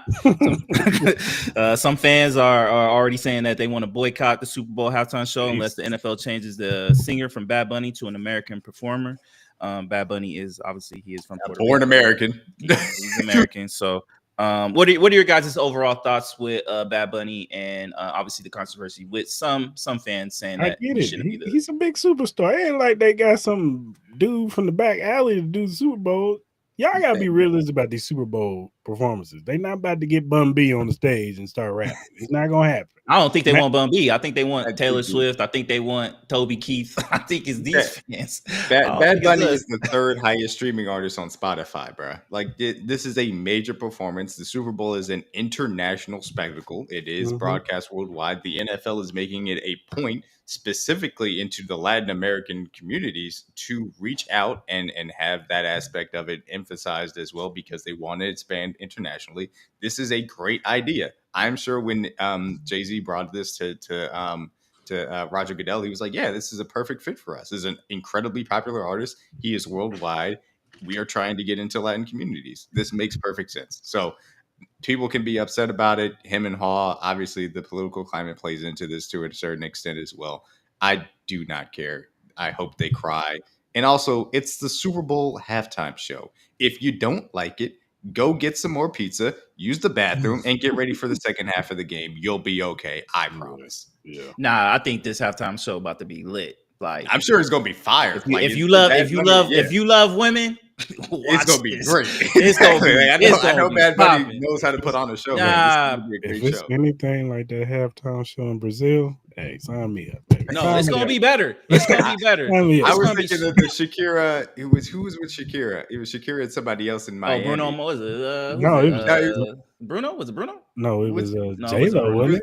It was J-Lo, right? I think J-Lo, it was yeah, J-Lo, pretty sure it was yeah. J-Lo. I could be wrong, but that one was a great one too. Yeah, Bad Bunny's gonna put on a show. Nah, he's gonna put on a major show, and if anybody don't want to watch, who cares, man? I think Bad Go Bunny's get some gonna wings, kill it. man. I think this do? halftime show gonna be lit. Hey, what you gonna do? Boycott the Super Bowl? That's what they talking about. Hey, that's what they saying. Hey, go ahead. It is what it is. Hey, Because you know remember- what?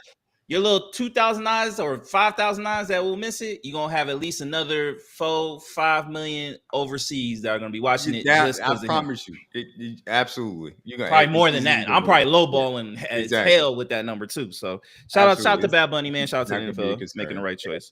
Y'all said y'all was boycotting the NFL 10 years ago. And obviously the NFL ain't missing money. Nah. I thought it was gonna be Taylor Swift the whole time. That's what I thought it was gonna be. I did think it was gonna be Taylor Swift. But she's coming. She's coming. I think she's too big for it now. I think she's too big. She's gonna say I don't want to do it. Maybe. I don't know. But it's still a great stage, especially if she has a new project coming out. I think it's an amazing stage. Next up, have you guys seen the Dame Dash Charlamagne interview? Have you guys saw that?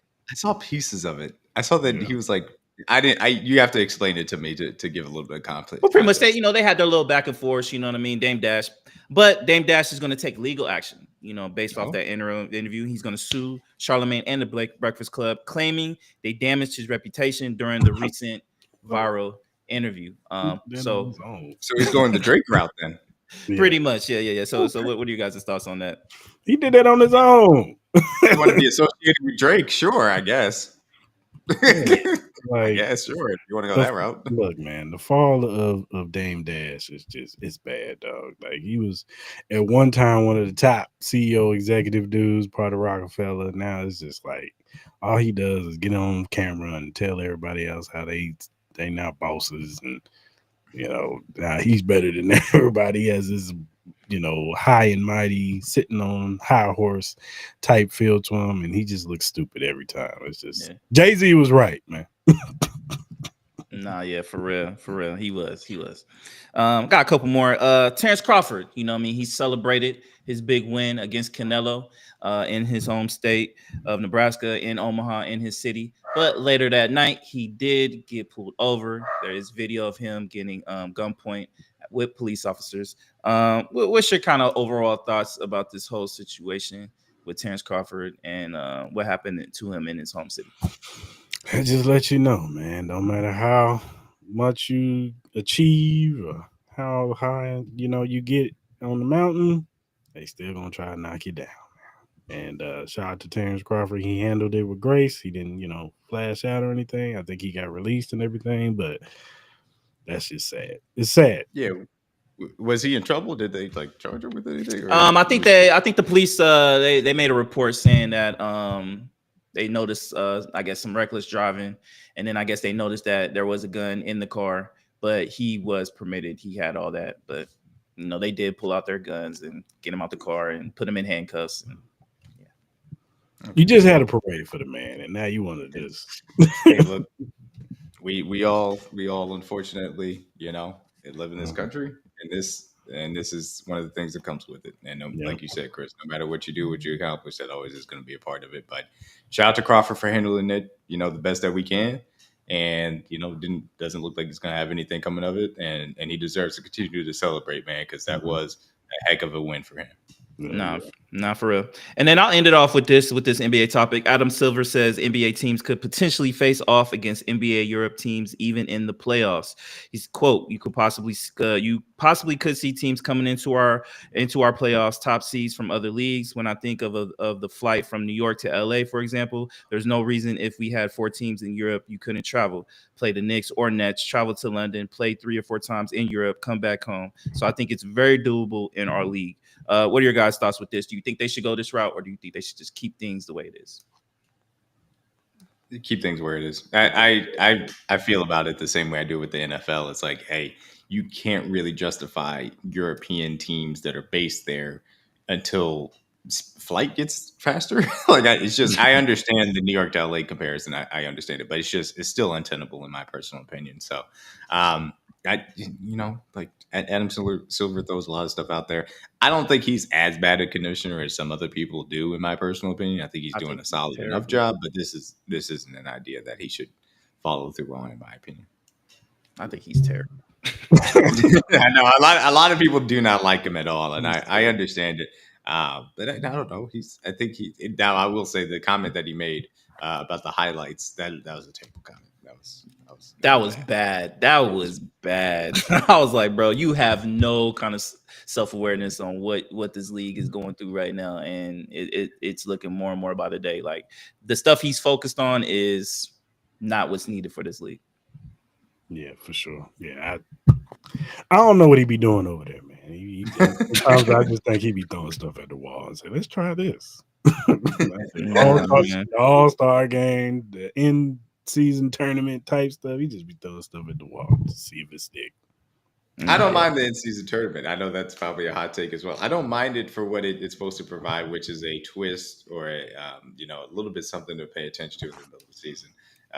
The All-Star game stuff, it's dumb. I mean, the reality situation is you just got to have these guys play, and if they want to play, then they will play, and if they don't want to play, then it's not going to be entertaining. Mm-hmm. Yeah, for sure. All right, man. Let's go ahead and end this off with our NFL Week 4 rundown. Let's do it.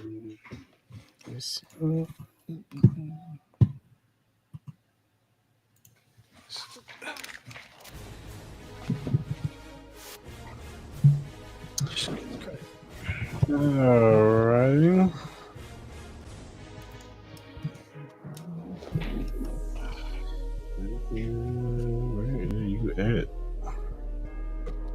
All right. So we had London, the Pittsburgh Steelers, and the Minnesota Vikings went at it. And we found out that Carson Wentz is still Carson Wentz. Which every Chiefs fan that watched Week 18 last year could have told you. I will say, good on the Steelers, man. That was a really nice performance from them. And DK Metcalf is still. That's what I would say. Aaron Rodgers, he probably had one of his better games. The first game, he threw for a bunch of yards in that game because the Jets' defense was just terrible that game. But no, he had one of his cleanest games. Gainwell looks like he might be starting running back for the Steelers right now because he's the only one that can get some yardage. And he did good for my fantasy, too. And like you said, DK Metcalf and Aaron Rodgers have a little rapport. I still think they need one more weapon over there if they want to be taken seriously. And that defense got to shape up. They got to get it together. They had one of their better games this week, but when you playing Carson Wentz, you got to take that with a grain of salt. So. Yeah, I'm still not a fan of this Pittsburgh Steelers team. It's just something about them that I just do not like. Like I think DK Metcalf, he had one of his, great games, and then he'll disappear for 2-3 weeks. We all know what's happening. Their running game is still inconsistent. I think Kenneth Gainwell, he had a really good game this week. That defense, I'm still not impressed. Like, I just think it was a weird situation going to London. You know, it's just weird games. And then, you know, I feel bad for Justin Jefferson and Addison and all those guys. Like, Carson Wentz didn't have a bad game. Like, he still threw for almost over 300 yards or something like that. But, yeah, man, it was just like one of those weird early morning games that, I don't know, you just kind of chuck it to the side. Yeah, the Chargers played the Giants. The Giants end up upsetting the Chargers 21-18. Joe Alt went out with a high ankle sprain. He should be out for a couple of weeks. So when it rains, it pours with the Chargers and their injury report. Jackson Dart had his first game start. He had a mediocre game. He 111 in the air, 1 touchdown. Cam Scatterboo 79 yards. But Justin Herbert, that defensive line was giving Justin Herbert hell. He really couldn't get nothing off. He had a solid game. You know, Omarion Hampton had one of his better games, 128 yards. I know Malik Neighbors, he ended up tearing his ACL. Prayers up to him. Hopefully he gets better for next season. But what were your guys' thoughts on this game? It was a game. Jackson Dart, I don't think was great, but he was better than Russell Wilson and gave them a little bit something different, especially for Brian Daboll to kind of scheme around with his legs. And you can tell that's why he's been getting his feet wet, to be ready for that type of game. But they did enough job. And look, that Giants pass rush is as advertised. And when you have the offensive line issues that the Chargers have, that can ruin your entire offensive plan. And that's what you saw out there, even despite Justin Herbert's best efforts. And I think that he's been excellent this season. Yes. There's only but so much you can do to overcome offensive line issues, as we saw for Patrick Mahomes last year when he didn't have a left tackle. So that's just a result of a great defensive line getting after what was a terrible offensive line. And the Giants did enough on offense to get the job done. So, hey, the Giants are going to be a little bit frisky the rest of the season because Daboll knows how to scheme it up with a guy a quarterback specifically that has his legs into it. And obviously that defensive line can give some offensive line problems. Yeah, I think the Chargers, that O-line situation is tough. You know what I mean? Like, it's you lose your top 2 guys. It's obviously you're going to have your struggles. But I thought Omari Hampton was probably the biggest star, me personally, that I saw on that field. He looked amazing. He looked like what we all thought he could be, coming out of the draft from North Carolina. As far as like the New York Giants, though, like, I know they won, but they're about to get Jackson Dart killed, bro. Like, he already went out with a concussion, but he was able to come back in that game. Just the play calling, you can tell they don't trust him throwing the ball at all. They keep doing all these RPOs. That's only going to work so often. Like, I'm very curious to see how they run that offense, going into the next game, because you already know no one's going to fall for that at all. The Giants they're running thin on that offensive side, though. Tyrone Tracy, he's out for the next couple weeks.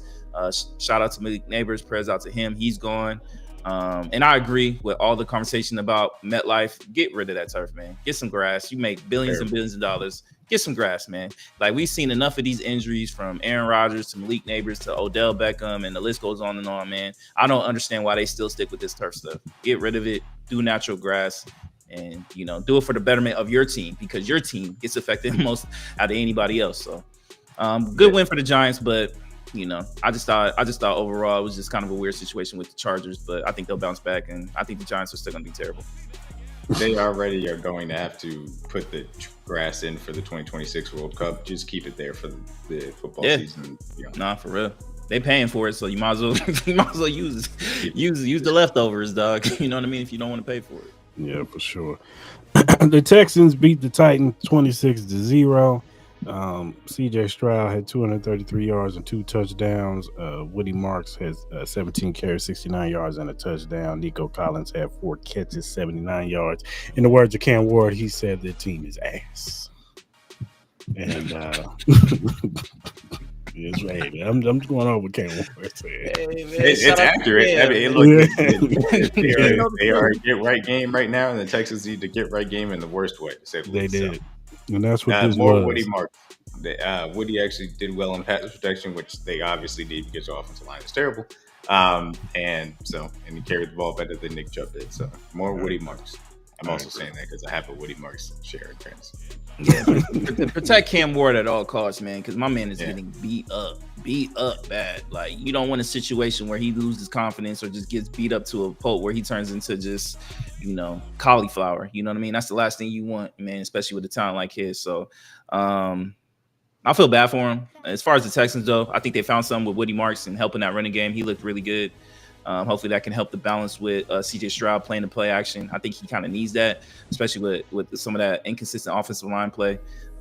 Maybe they can find a way to bounce back. You know what I mean? Obviously, hopefully they can maybe get Joe Mixon back within the next month or so. I don't know what that situation is until, but if you have the combination of Mixon and Marks, with everybody they have on the outside, it was good to see a Higgins sighting. He got a touchdown as well. So maybe they can have a bounce back. Like, this division, I think, is still up for grabs, even with, Jacksonville playing the way they are too. So they did say Joe Mixon, they actually don't have a timetable for his return. And they said it's just not healing. Well, that's not good. But Woody Marks look good. So we'll see how it looks the next couple of weeks with him. Damian Pierce. The Atlanta Falcons beat the Washington Commanders 34-27. This is Michael Penix's best showing. They finally opened up that offense because they looked terrible against the Panthers the week before. Got goose-egged. But Michael Penix had 313 yards, 2 touchdowns. He had 1 INT. Bijan Robinson had 75 yards, 17 carries and a touchdown. Jared had a touchdown. Drake London had his best game, 110, 8 catches and a touchdown. Bijan had another 106 yards on the ground and in the air, and touchdown. And then Kyle Pitts sighting. He had a touchdown and 70 yards to add to that. Commanders tried to fight back, but it just wasn't enough for Marcus Mariota, and they end up going down. They need Jaden Daniels to come back quick, fast, in a hurry. But this was a good get-right game, I guess, for Atlanta, maybe? I don't know. I just saw Bobby Wagner trying to chase Bijan Robinson. I felt bad. It just didn't look great. I was like, oh, well, he's trying his hardest out there. But, yeah, Falcons threw the ball down the field, which was nice. They're weird, man. I don't know. They should compete with the Bucs, but they're still the Falcons, so I don't know. And also, obviously, losing to the Panthers looks even worse compared to considering what the Patriots did to them. So I don't know. I have no belief in the Falcons. I can't believe in them. I just can't. But when Penix is throwing the ball down the field, they can look like a really good offense. They do. Yeah, I agree with you, Dmac. Like, I can't trust that Falcons team. I don't trust that coach. And then out of all the weeks I'm playing in fantasy, Drake London, out of all people, want to go off like that. This is why I'm over fantasy this year. I'm over it. And then all that money that the Commanders spend on this defense, and this defense is still terrible. Marshawn Lattimore is ass. I don't know what happened to him. He's washed. Ooh. This defense is not good. This defense is not good. This looks like the same team that Jaden Daniels had last year. It just looks like better names are on that defense, but they're still bad. Yeah, they can't get a pass rush to save their lives. So. The Buffalo Bills. I just got a question. Who made this damn schedule for the damn Buffalo Bills, man? Did Jim Kelly get in there and make the damn schedule? Thurman Thomas, like, what in the hell? 31. The playing in the AFC East, man. You got 6 free wins a year for the Bills. I think they got the NFC South this year, which is another 4 free wins. Who else is I don't know who else they play in the AFC, but like, come on, man, it's easy for them. But shout out to them. Yeah, for sure. They beat the Saints 31-19. It was looking a little shaky at first, but then it was shaky through the first half. It was shaky at first. Man, Josh Allen threw a pick. You know what I'm saying? Like, it wasn't looking good at first, but they pulled it out at the end, and ultimately end up beating a bad team, and that's what Buffalo's good at, beating bad teams. They either beat bad teams or they lose. There's no in between. It's always like they always beat them real bad or they have a nail biter. So. But shout out to the Buffalo Bills. They're 4-0 and they're rolling. I was told Josh Allen, Lamar Jackson don't throw picks, and that happened this weekend. So I don't know, man. The Bills, like James Cook looked good. Obviously, I think this team looks a lot better when James Cook is actually given the ball. I'm for some reason I'm still not impressed with the Bills. It's just something about this team where, like, yeah, they're 4-0, but their biggest win was against the Ravens, and The Ravens, they're not the same team as what they were when they played them. They have a lot of injuries, and I know we're going to talk about them. Like that team is looking more depressing by the week, and more they're looking like kind of like who was the team last year that just was 49ers? Yeah, they're to me they're like the Niners of this year, but we'll get to that more in that game. But as far as the Bills, I'm not impressed. I thought Spencer Rattler had a couple really good throws as far as like in that first half. Kendra Miller and Alvin Kamara, I like that 1-2 combo, but it's the Saints, man. Like, what I mean, offensive line is, yeah, it's just not good. But Bills won, they're 4-0, but I'm still not impressed. Yeah, I completely agree with you, Mal. I don't think that their defense is really good. I don't feel that way. I still think that they've got a very meh pass rush. I think that they're susceptible against the run. Their second level isn't anything special, in my opinion. They've got holes in the secondary, so I think the defense can be had. The offense is really good. And like you said, when they're running the ball with James Cook, they look great. His offensive line going to continue to stay healthy. They were already missing their right tackle. Can they stay healthy enough in the same way that they did last year is going to be a question mark. They've got interesting weapons. I wouldn't say that they've got great ones. And then it's Josh Allen. So I think that the Bills are going to be in position which they're probably going to be the number 1 seed because they have such a soft schedule. But I think ultimately they're not going to go to the Super Bowl because by the time it comes to the playoffs, they're going to be matchups in which they get taken advantage of. So the Bills need to make a trade. They need to either find a pass rush or add more weapons to the offense. Like one of the two. Do something. Get a cornerback. Get something. Like I think the Bills should be one of the teams that should be in the trade market. You know what I mean? Like I'm hearing a lot of names out there that could potentially be up for trade. So they should be one of those teams. We shall see. I don't know the cap situation, so yeah, I don't know the cap, but figure it out. Eagles do all the time. Yeah, I know, right? Speaking of the Eagles beat the Tampa Bay Buccaneers 31-25. Jalen Hurts had 130 yards and 2 touchdowns. He also had 62 yards on the ground. Saquon had 43. Shout out to my man AJ Brown, who had 7 yards. My man, and the Bible quote after the game. Yeah, we got the AJ Brown Bible quote. You know what I mean? He wasn't bad. They winning, but he's depressed. He's bad, bro. He over this. He like, bro, give me the ball, bro. You gotta love you a deeper wide receiver. I tell you, he knew that was coming. But see, the Eagles try to play it though. They gave him that great game the week before. Like, all right, man, we gave him his game. Maybe he'll be cool this week. Nah, nope. He got that little taste of crack. He need more of that. Like you cannot take a fiend off that quick, bro. He needs that. I swear Jalen Hurts was throwing some damn balls, man. Just here. Facts. Damn, man. You want to hear.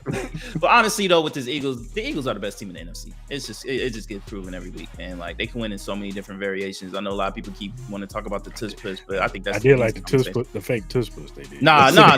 There's so many different variations you can get out of that. So I think they're just toying with people at this point. As long as this team stays healthy, they should be one of the favorites to make it to the Super Bowl at the NFC and win the whole thing. Honestly, too. I think they are. They are touring with people to the extent because you could tell that they could still turn it on and get to some different things on offense when needed. I know that they just beat this team, but I still believe that the Rams are a better team than them. And I know people are going to say the same thing about the Packers because they just had to tie up the Cowboys. But I think the Packers can beat them too. So, yes, they are. You think I do too. I think the Packers are overrated, Doug. We're getting more and more of that every week. Like that offense is terrible, bro. Like Jordan Love is, he's up and down, 6'7", what the young kids do, and then and then those offensive pieces on that offensive side with those receivers are terrible. They're not good. Matthew Golden is a young receiver. Jaden Reed is hurt. Romeo Doubs is terrible. And Christian Watson has bad hamstrings. How is he terrible? My man put 3 touchdowns on that ass, and you don't call him I'm not a fan of Romeo Doubs, dog. I'm not. I'm just not. I'm not. I'll save my thoughts for the Packers later. But I again, Eagles deserve to be Super Bowl favorites, though. There's no two ways about that. They still have a really good favorite on both sides of the ball. I do think that they do have weaknesses that can be taken advantage of. Specifically, a little bit on the interior offensive line. Their offense is very vanilla. And if they try and or they wait too long to try and change that, I think that's going to be a problem for them. And I think their defensive secondary has some holes too. Yeah, for sure. Tampa Bay just need to get healthy. They need to get healthy. They need to get healthy for sure. Absolutely. They just got Wirfs back. They're waiting, hopefully, to get Eki back in a few weeks. So yeah, they need to get healthy. The Detroit Lions put the beats on the the Cleveland Browns 34-10. Jared Goff didn't really have a great game at 160 yards and 2 touchdowns, but, and Gibbs had 91 yards and a touchdown. Amon St. Brown had a couple touchdowns, but it's the Browns. Like, what are we doing here, man? Like that defense like that. I just was about to say that. you can't. That defense can't hold on 4 quarters without the offense doing something. Yeah, and especially when the offense is going to give the ball away like Flacco did. Like, it's a bad combination. Yeah, no, it's bad. The Detroit Lions, I think, are the team that could beat the Eagles. I think that's the true team that could beat the Eagles. Like, they're talented across the board. I think we're seeing that. Like, they can definitely match up well with the Eagles. I love the way this Lions team is looking, even against the Browns. They played really good against this defense. And as far as the Browns, man, like it's time to see what these young quarterbacks can do. Whether it's Dylan Gabriel, Shedeur Sanders, see what's up, because you have 2 first-round picks next year to get a quarterback. Like, figure it out. Like, this is the year to finally figure out who should be your quarterback. You know what I mean? You got the whole Deshaun Watson situation out there too. You know what I mean? He out there trying to throw the balls, acting like he about to put on the jersey anytime soon. He not. They're not gonna let him waste your time. They ain't letting him. No. I can't see him getting another job in the league. I personally can't, but that's just me. He got his money though. He did get his money. Man, he got a baddie too. He got a baddie on him too. On him. Shout out. Stay out them, spas, man. The New England Patriots beat the Panthers 42-13. Drake May, he had a solid day, 203 yards, 2 touchdowns.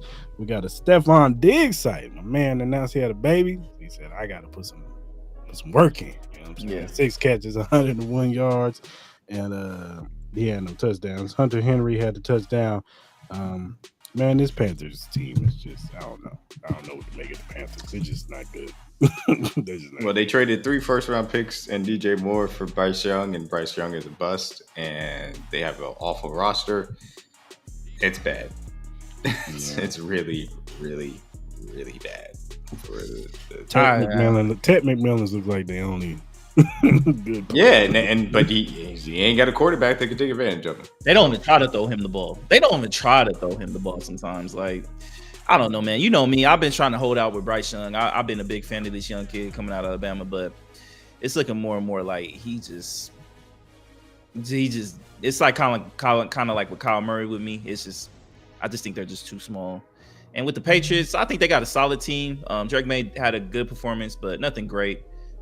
He's like one of those medium kind of quarterbacks, or he's just like in the middle of the pack. Like, he could have great games where he looks like a top 10 quarterback, and then other games where he looks like he's like in the bottom. So, we'll see.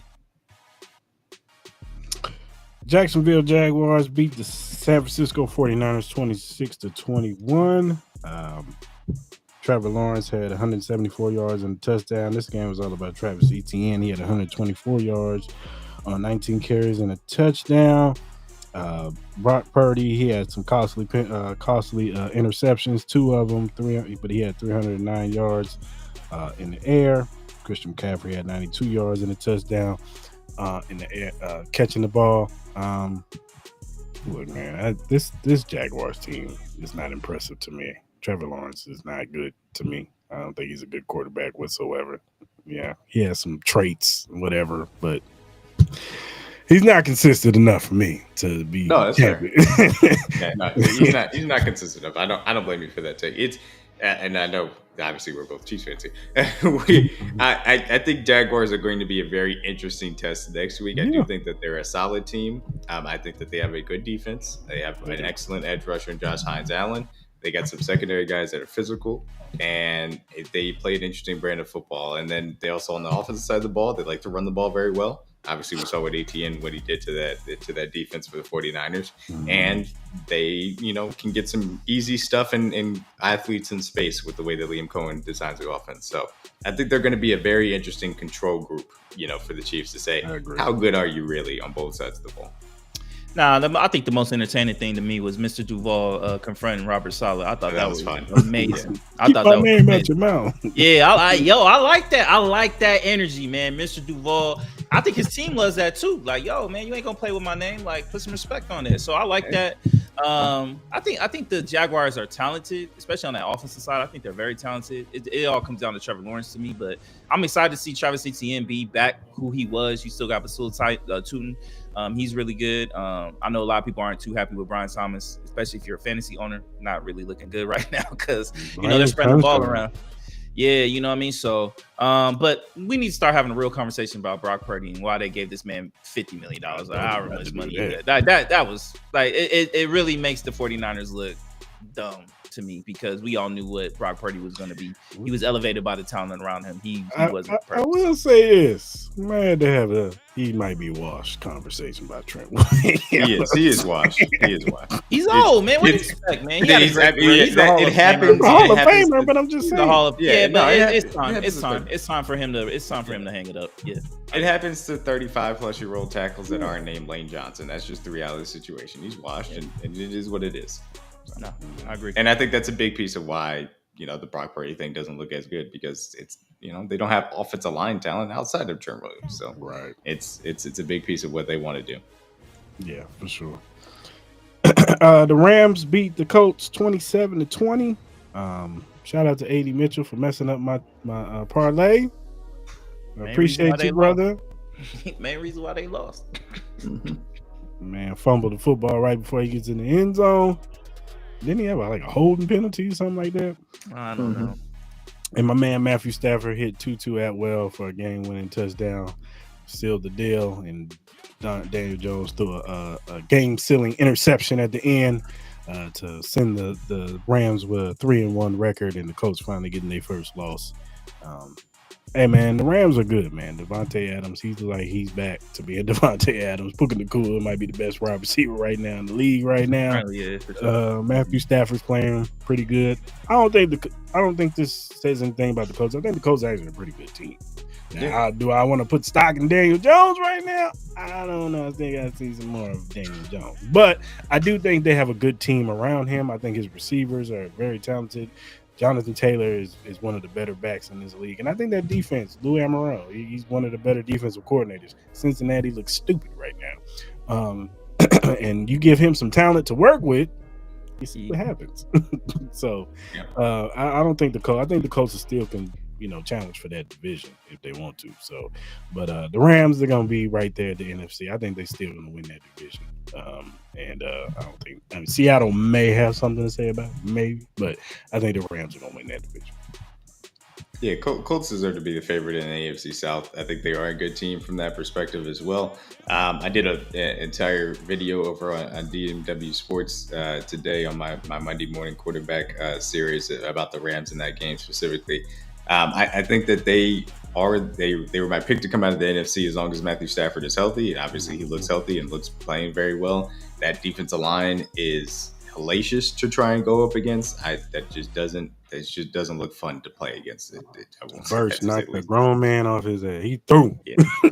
They had it was like a 77% rushing success rate with Kyron Williams, so they can run the ball. Obviously, those two weapons are exceptional in the way in which they can attack a secondary. So I think they've got every element they need to come out of NFC, and I think it's really more so about them being NFC contenders and the Colts being a good team than like the Colts got exposed or anything like that. No, I agree with y'all. Like, I think the main thing with the Rams is just trying to keep Matthew Stafford upright. You know what I mean? Mm-hmm. You know what I mean? Especially with that bad back. Like, if they keep him upright, this team, I agree with Dmac. They can easily make it to the Super Bowl. They're definitely one of the teams that should definitely be talked about or winning the whole thing. As far as the Colts, I think they're good. They could have easily won this game with AD Mitchell. Dumb mistake. I think he's a good receiver, but it was a dumb mistake. You know what I mean? I don't think he was trying to do anything crazy. I think he was just trying to switch hands and he just kind of like fumbled it. I don't think he was trying to like celebrate crazy like what we seen, like, Deshaun Jackson and all that stuff like that. But it was a bad mistake. I think it cost him the game. But the Colts are really good. That defense is very opportunistic. We see it. The turnovers that they cause, the running game that they have. Daniel Jones has been solid, and then that's all you can really ask for with him is just don't turn the ball over, be consistent, make accurate passes, and this team can compete with anybody as you saw with the Rams. I'm sorry for this, Maul, but the Chicago Bears beat the Raiders 25-24. Geno Smith, he was giving out gifts like it was Christmas. like 3 interceptions that were just egregious. He gave this game away. And it still even came down to a Daniel Carlson. Y'all still could have won the game.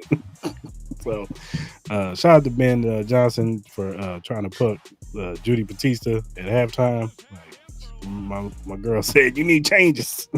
So you think I need some changes? He was trying to punk her, but she wasn't having that. But shout out to the Bears. They got a win, and y'all should have won that game. Bears, but look, let me say this. Bears look terrible. They didn't look good at all. This was a Geno Smith Thanksgiving because he gave up everything. Like, you needed it, he gave it to you. Like, Geno Smith is terrible. Get him off my team. For some reason, the moment anybody puts on a Raider jersey, they forget how to play football and coach football. We need to have a real conversation about Pete Carroll. We need to have a real conversation about Geno Smith, and we need to have a real conversation about this offensive line. I think our defense played as best as it could for the young talent that we have and the holes that we do have on this team. Max Crosby looked like Max Crosby as usual. There's nothing left to be said. Brian Clark, shut up about Ashton Genty. It's never been Ashton Genty's problem. He's a great back. He's going to be an all-time great back. We see the explosion. We see the power. We see the cutability. Like, he can read, all that. It's just our offensive line is terrible. There was many occasions during that game. By the time Ashton Genty got the ball, there were three Bears defensive linemen in the backfield trying to tackle. And we all know how the Bears defensive line is not that great. It's not like they're putting a lot of pressure on against these teams. The Bears are not a good team. I like Caleb Williams.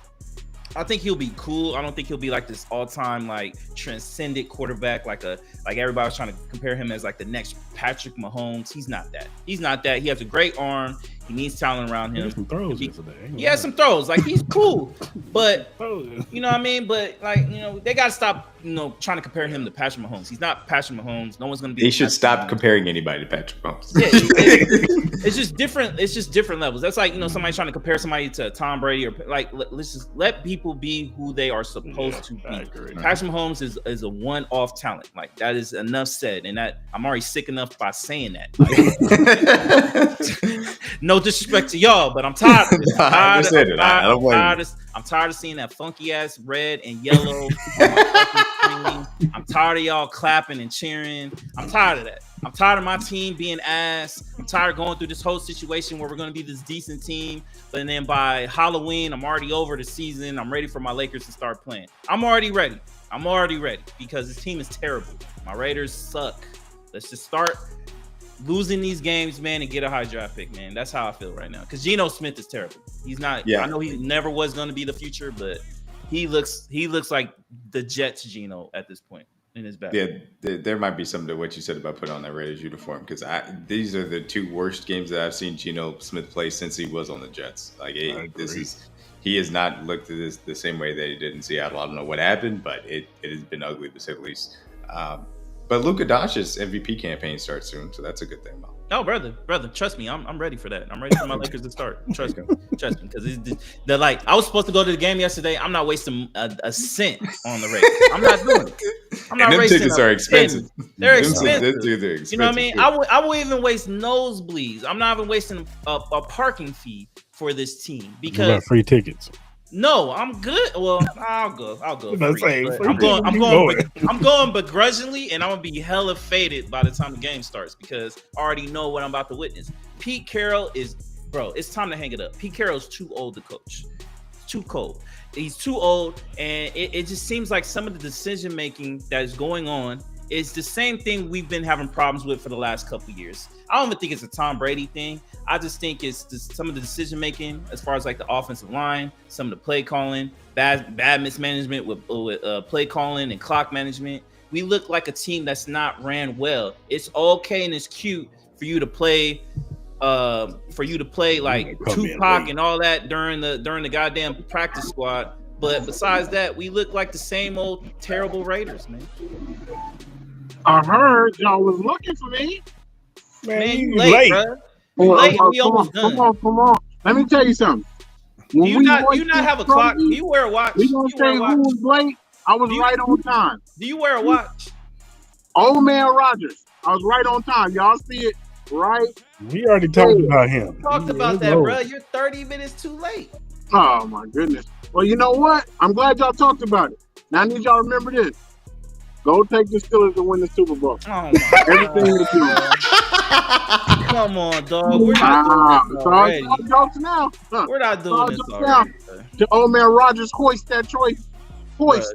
Come on, that dog. trophy. Yeah. Oh man. I know y'all was looking for me.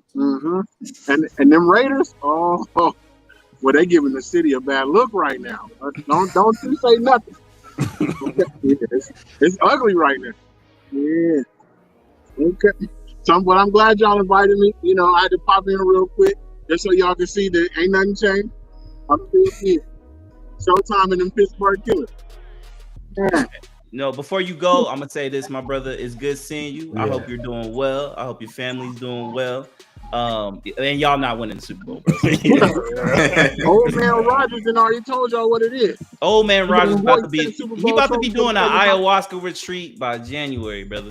He gonna be in the Brazil. Sleeping in the dark room in the hotel. Yeah, man. I don't know if y'all know, but y'all seen old man Rogers take off for about 20 yards yesterday. You come back. Y'all seen it. All right, man. All right, man. Steelers are going to be a great wild card, Rex. It's going to be. Did he say wild card? Yeah, I did say wild card. Did he say wild card? Great wild card. Who's gonna beat us in our division? Where you at? Like a TGI Fridays or something? Where are you at? No, I'm at the casino, man. Y'all already know what. Brother,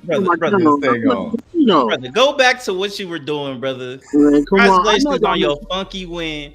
Man, come on. Y'all ain't winning nothing, bro. As a matter of fact, I think our record better than everybody on this phone. Now I'm thinking about it. I'm looking around. For now.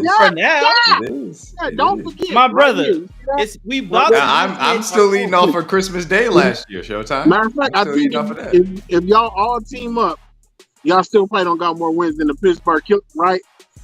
Don't forget. Yo, be happy now.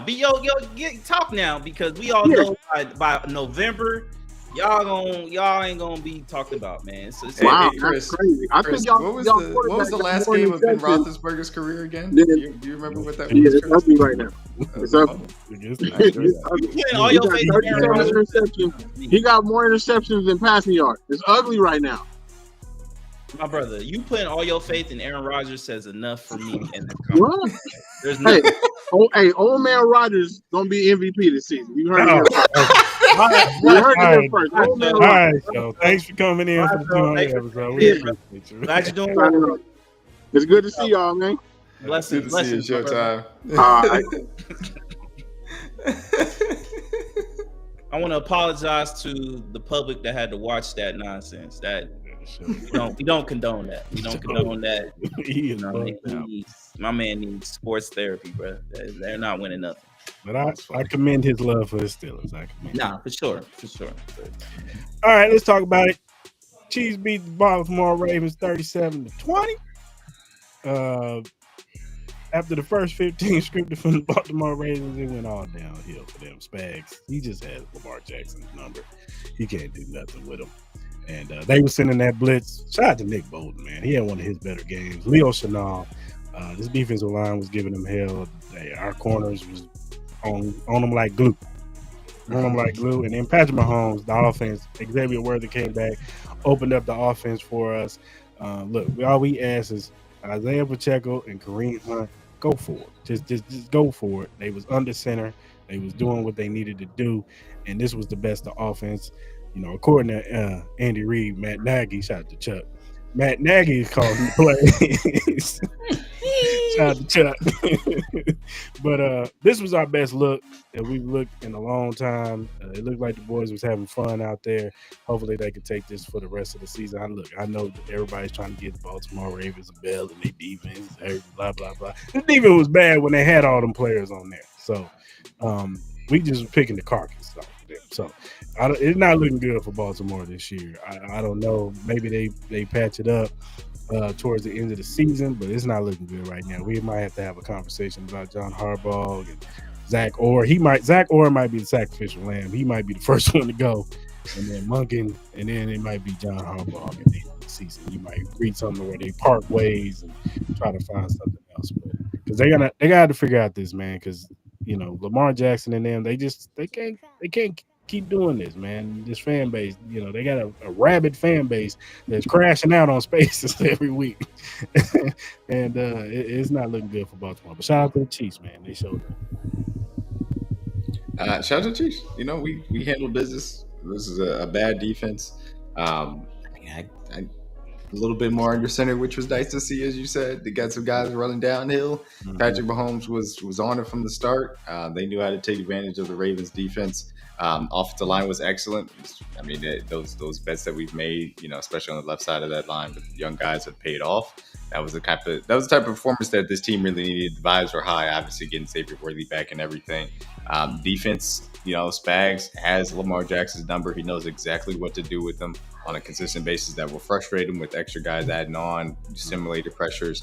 Leo Chanel made an incredible interception. It was spectacular.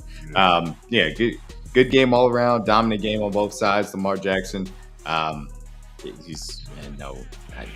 going to talk about the hamstring. I don't know what it was, but I'll say this. I've seen Patrick Mahomes fight and claw and with everything in his might to try and get back in the game, and it looked like Lamar Jackson was good with whatever the outcome was at that point. And so, and I still love Lamar Jackson as a player, but the reality situation is he said it a few years ago, the Chiefs are his kryptonite, and that's just the reality situation. So good job by the Chiefs.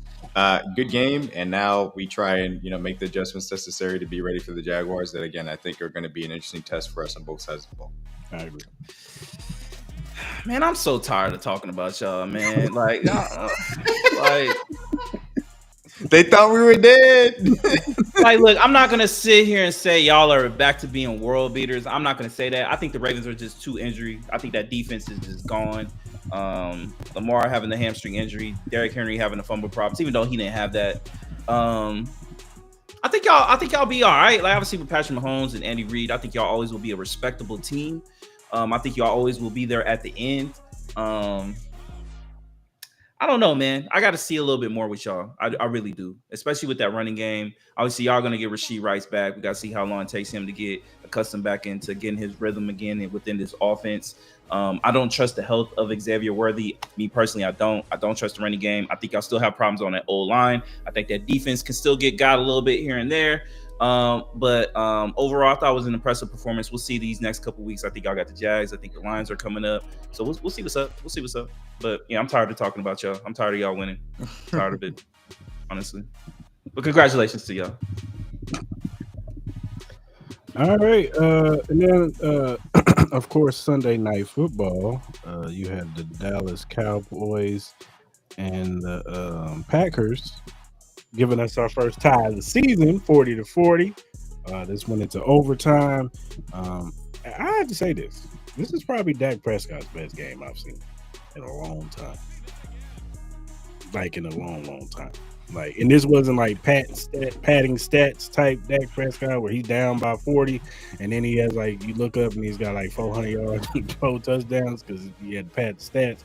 No, it was actually he was out there battling. We might have to talk about this Packer defense a little bit, but I just think Dallas offense is pretty damn good. Like, I think their defense is terrible, but their offense is pretty damn good. They're gonna be in every game because they're gonna be able to score. But this might have more reflection on the Packers defense than anything, and we got to talk about because Michael Parsons, other than that sack, he wasn't really a factor in this game. So, but it was a good game nevertheless. Sad that it ended on a tie, but it is what it is. Yeah, the Packers were without 3 offensive linemen, so I think that contributed to them being a little bit up and down as far as the offense was concerned early on. Mm-hmm. I think they got a lot of B's as far as that weapon group was concerned. Dobbs had a good game. I think Golden is continuing to try and get better. I think Kraft is really good. Josh Jacobs is very good as well. And I think Matt LaFleur's a great play caller. I think last week was about them coming up against a really good Browns defense, in my opinion. The defense, man, that was a poor performance. And Dak Prescott was on a heater, and I don't want to just chalk it up to that. But man, you expected to have a better showing from that Packers defense, and honestly, Michael Parsons as well, as far as this game was concerned. Yeah. I'm not ringing the alarm bell. I still believe in them as a team, obviously, as I said earlier. But there are things that I want to see specifically this next month because they got kind of an up and down mid-level schedule before they face the Eagles in Week 9. That I'm going to be watching to see how they perform on a consistent basis because they got to level some stuff out for me to feel great about them. But yeah, it's funny. And all the discourse about, a tie game and all that, everybody freaking out because of the overtime rules, et cetera, et cetera. Just blame Josh Allen. Just blame Josh Allen and you'll be fine. I think we got to show love to George Pickens and Javonte Williams, the resurgence of those guys. They had a big involvement in this game where obviously with the loss of CeeDee Lamb, having a guy like George Pickens turning into be your number one, we know he has the talent to do that. So I think him and Dak Prescott finding that rapport, I think is really huge. I agree with y'all. I thought the most disappointing thing was this Green Bay Packers defense, especially the addition of Michael Parsons. We expected a better performance from that. But overall, we know who both of these teams are. I think they're both pretty much the same team, me personally. I think the Packers probably are a little bit better. This is just me personally. I know you guys may disagree with me, but from what I've seen with the inconsistencies from the offense and defense, the names may look a lot better on that Packers side. And you guys took out Rashawn Gary and Michael Parsons, but I've still seen a lot of inconsistencies with that team where look, we saw it on the field. They tied. They're pretty much saying the field talks, my guys. The field talks. And that was a tie game. That was a close game. Cowboys could have easily won that game. Obviously, you do expect better from the Packers, but what has this team shown you that they are true Super Bowl contenders besides the names on the back of that jersey? Nothing. Not to me. I understand it from that perspective as far as what they show, and I don't know. Maybe I'm have too much belief in the ceiling of this team, but I do think by the time that we get to January football, we'll be looking at them as one of the guys that contend for the NFC, alongside the Lions and Rams and Eagles for them. We'll see. I just don't have no faith in Jordan Love and his offensive side. I don't. That's fair. I mean, he is a guy that he's a big game hunter, and that comes with downsides because the consistency of the offense really has to lean on the run game a little bit more so because he's going out there and he is trying to go bombs away every single time. We got to remember this head coach for the Green Bay Packers is fighting for his job. If you don't believe it, look at all those beat reporters around that team. They've said the same thing. So I don't think the floor is going anywhere. Listen to the beat reporters. They're literally telling you he's fighting for his job right now, dog. Listen to the beat reporters. Believe what you want. They're literally telling you that this organization could fire him if he does not produce with this team this year. I'm telling y'all. All right. I forgot to talk about this Thursday night game. Seattle beat the Cardinals 23-20. It was a little rough for the Cardinals in the beginning, but they got it together in the second half. Marvin Harrison, he had a tough drop. Then he had another catch. He got a touchdown. You could tell he had a breath of sigh when he got that touchdown. Like, look, Jesus, thank you. I caught it. So, and Kyler Murray, he stringed together a couple drives, but the kicker lost him the game. He didn't get in the strike zone, and they got to the 40, and Seattle won with a field goal. So, shout out to the Seattle Seahawks. Sam Darnold looks like he's solid. I ain't sitting there and say he's world beat, but he looks solid. When you put some weapons around, dude, you give him a good offensive line and a good running game. Sam Darnold is a good quarterback in this league. You know what I'm saying? So I give him that. I'm not sitting there saying Seattle's going to be a Super Bowl. I do think they got pieces on there. JSN is an ascending player in this league, and he looks really good. Cooper Kupp is Cooper Kupp. You know what I'm saying? He's a good number 2. Their running game, like I said, with Walker and Charbonnet, I think they have a solid running game. And their defense, they got some pieces on their defense too. They just got to put it all together. But I still got to see a little bit more from Seattle for me to take them really, really serious. And the Cardinals, you know how I feel about the Cardinals, man. I'm done with Kyler. Yeah. I mean, the Cardinals are just, it's not good. Hey, shout out to Marvin Harrison Jr. I'm so glad that he caught that touchdown. You could tell he literally legitimately almost emotionally moved at the fact that he was able to catch the ball. So shout out to him. I didn't want it because it was looking rough, obviously, after those drops. So I'm glad that he was able to get that touchdown. But yeah, I mean, Seattle, McDonald has those guys on defense flying around as I expected. He did a similar thing with the Ravens where the first year was a little bit up and down. The second year got significantly better. They're using Byron Murphy a little bit better than they did his rookie year, in my personal opinion. So them being a good team isn't surprising to me. Sam Darnold has been solid, and you know, I don't have any reason to say it's not going to continue, I suppose. So I have to tip my cap for that. And the NFC West is very fascinating. Obviously, the Cardinals are now 2-2, but 49ers with no more Bosa and all the injuries that they're already dealing with. And I still think the Rams are the class of the division, but it seems like it's going to be a dogfight. And I think we get Niners Rams or Niners. I think it's Niners Rams for this upcoming Thursday night. So that's going to be fun too. So it's going to be an interesting division to watch. And obviously Seattle is going to be expected to stick around in the thick of things. Yeah, for sure. Yeah. Obviously with Seattle, you love the talent that they do have. Obviously, Sam Darnold has shown a lot, especially, a lot of people were questioning him and how he would perform without Kevin O'Connell, the coach for the Vikings. So I think he's performed pretty well. I think this running game has surprised me a little bit more because Cris knows how I feel about this running game. I'm not really the biggest fan of it, especially health-wise purposes. Like, you see the talent, but they just never stay healthy enough for me. JSN looks amazing. I'm surprised Cooper Kupp doesn't get involved more in this offense. Like, I know he's dealt with some injuries and stuff like that, but I thought he would be a little bit more involved. But overall, I think they're a decent team. I think they will compete for this division. I don't know if they're going to be as the heights as what we think the Rams could be, but I think they will compete. As far as the Cardinals, though, I've always tried to be a big believer in Kyler Murray, but I'm kind of done with that whole situation right now. I agree with you, Dmac. It was good to see Marvin Harrison be who we all think he can be. It seemed like I don't know if he's going through something personally or something like that, where a lot of stuff has, been in his head, where he's been dropping these balls that he should catch. Like, we've seen the talent at Ohio State. He should be a lot better. But it was really good to see him actually perform. But this Cardinals team they are who they are. You know what I mean? So, yeah. Yeah, for sure. All right. That does it for our rundown. I mean, right now, as we expected, the Broncos are beating the Bengals 21-3. That's no surprise to me. And then the Dolphins end up pulling it out over the Jets 27-21. Two bad teams. Yeah, praise out to Tyreek. I saw that injury. That was bad. That was bad. That was nasty. So praise out to him. Get well soon. Yeah, for sure.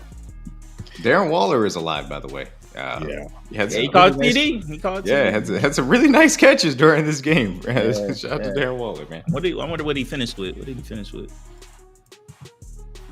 I think he caught 2, actually. I mean, he was three for 27, 2 TDs. Yeah. I mean, it was never a question. They're gonna need him. Yeah, it was never a question of his talent. He's never gonna stay healthy. Yeah, he was get hurt. Motivation was that too. Yeah, he dropped the bag too.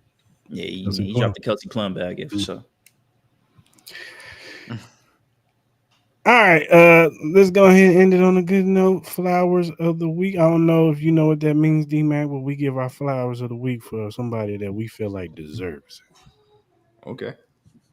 Interesting. I will say flowers of the week. I will take it somewhere that obviously might be a little bit off the beaten path. Sydney McLaughlin. Laverne, I want to make sure that I have the full name. Awesome showing at the World Championships. For those that do not know, she's the current world record holder in the 400-meter hurdles, but she has transitioned and also started to do the regular 400-meter race as well. And she set the U.S. record. I think it was the 5th best time all time overall, and it's a world record now for the World Championships specifically as far as events are concerned. Awesome athlete, incredible story in the way in which she's been able to transition her career. She just dominated the 400-meter hurdles to the point where it's not even close. And so now she's taking her championship ability to the 400 event, and she's doing great. So wanted to give her a shout out. She's a Jersey product. So there's my flowers of the week. So what you got, Mom? Mine is pretty easy, man. I want to give flowers to everybody who has supported the show, friends, family, fellow people who do other podcasts, brothers like, Dmac and the rest of the guys who have, supported this show, Trey, Maestro, all those guys who came on the show, even Show with his ignorance that, he wants to pop in every now and then and say his wild stuff, man.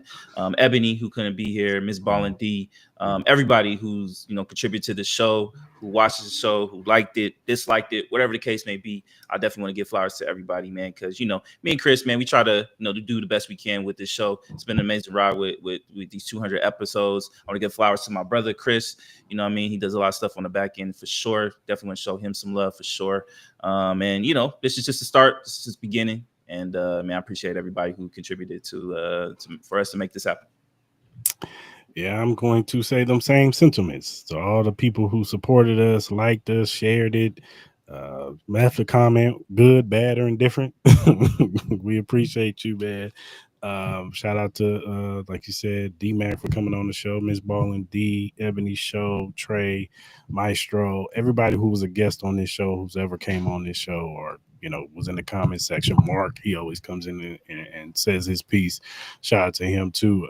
We appreciate y'all, man, because this is why we do it, man, to give y'all entertainment, give our thoughts, our opinion. Even if y'all agree with it, disagree with it, we're going to give our opinions, man, because at the end of the day, it's just all about conversation about sports and, all the topics that we talk about on this show. So shout out to y'all. But to get on Maul's nerves, my other flowers go to Patrick Mahomes. 250 touchdowns, youngest player, quarterback to ever do it. Yeah, had to do it, Maul. How you feel? How do you feel about that, sir? Whatever. Congrats to him, man. I don't know what you want me to say about that, dog. You know what I mean? For right now, you about to get a hell no. Real quick.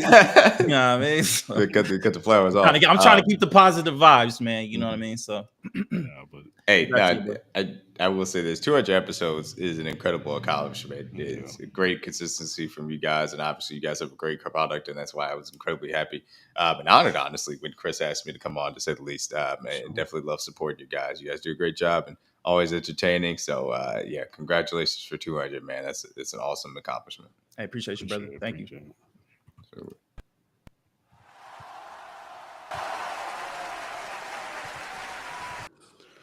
All right. Who gets your hell no of the week? No, shit, at this point, you. You know what I mean? You try to test my nerves with this Patrick Mahomes Chiefs stuff, man. Like, come on, man. But no, on the real, my hell no goes to Geno Smith. It has to go to Geno, bro. It has to go to Geno at this point, bro. Like, I'm over Geno. I'm over Pete Carroll too. I'm over his son coaching O-line. Yeah, I'm over it all. So yeah, those people get my hell no's for this week. They know why. My hell no of the week is Bruce Pearl handing down the Auburn job to his son. Man, it was a snitch in college basketball, and the opinions that he has since, expounded is just annoying to say the least. So, retired. Couldn't have got out the game faster. Glad, good riddance. Hope I don't have to hear about you.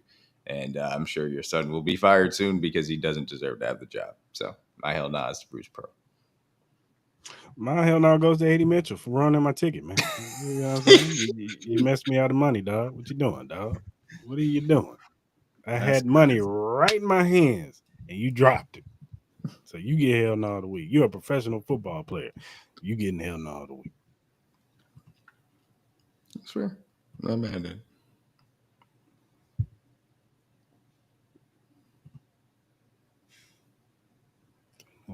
Here you go. Oh my God, bro. Oh, hell no, man. What the fuck, man? Get your ass on, boy. You get your goddamn ugly ass on.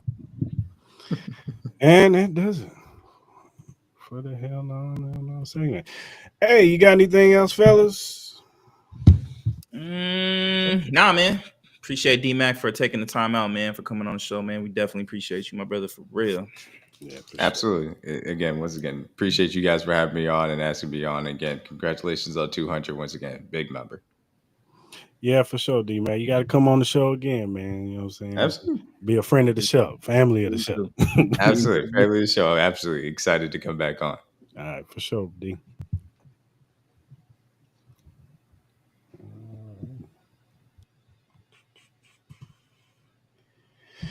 All right, brother. 200 episodes. We did it. 200 episodes down. We got a lot more coming. It's been a great ride, man, so far, man. You know what I mean? Made a lot of memories, a lot of energy, a lot of time, a lot of long nights, a lot of early mornings, you know what I mean? But it's been a great ride, man. And I can't wait to, continue, keep doing this, man, for real. So I don't know if you want to do, because I ain't want to, have a gap with all our guests just watching us make picks. Do you want to do the BetUS Surefire picks now? No, we don't have to do it. BetUS knows. Shout out to BetUS though. Yeah. Shout out to BetUS though. We'll be back on it. Yeah, for sure. But I will say this: MLB playoffs, man, looks interesting. What you looking at? What you talking about? I'm really. I think the Red Sox might beat the Yankees, man. I really like that. Do you? I do for some reason. For some reason, I just like that series. What other series do they have? I think the Detroit Tigers. I don't know, man. I don't know. They're about to play the Guardians again. I don't know about that. Padres and Cubs. I like the Padres. I like the Padres too. And then I like the Dodgers over the Reds. What about you? What you like? I agree. Dodgers over the Reds. I like Yankees. They've been so up and down. Yeah, that's what I'm saying. I Like, wouldn't be surprised if they lose to the Red Sox. yeah. And yeah, I'm with you with the Detroit Tigers. You talking about a team that just came in there limping into the playoffs. It's just crazy because they were one of the better teams this year. So yeah. It's just it's looking kind of crazy for them right now. So, but hopefully they can get that momentum back and beat Cleveland in the series. You know what I'm saying? So we'll see though. Yeah, we'll see what happens. And even though they didn't make the playoffs, at least they had a little bit of pride. Shout out to my Royals, man. They had a little pride at the end. They above 500. My man Bobby Wood Jr. had the most hits this year. Shout out to all the Mets homies, man. Y'all going through it rough right now. Yeah, y'all going through rough right now. Yeah, that's not looking good. Yeah. All right, man. If you want to, actually, we'll do this. If you look at the screen, you'll see our QR code for our WWE shop. If you are into WWE, you want to get your latest merch from your favorite superstars, whether it be Roman Reigns or Jey Uso or Rhea Ripley, Io Sky, all your superstars, Cody Rhodes out there too, Seth freaking Rollins, whoever your flavor is, scan that QR code and go ahead and get your latest merch.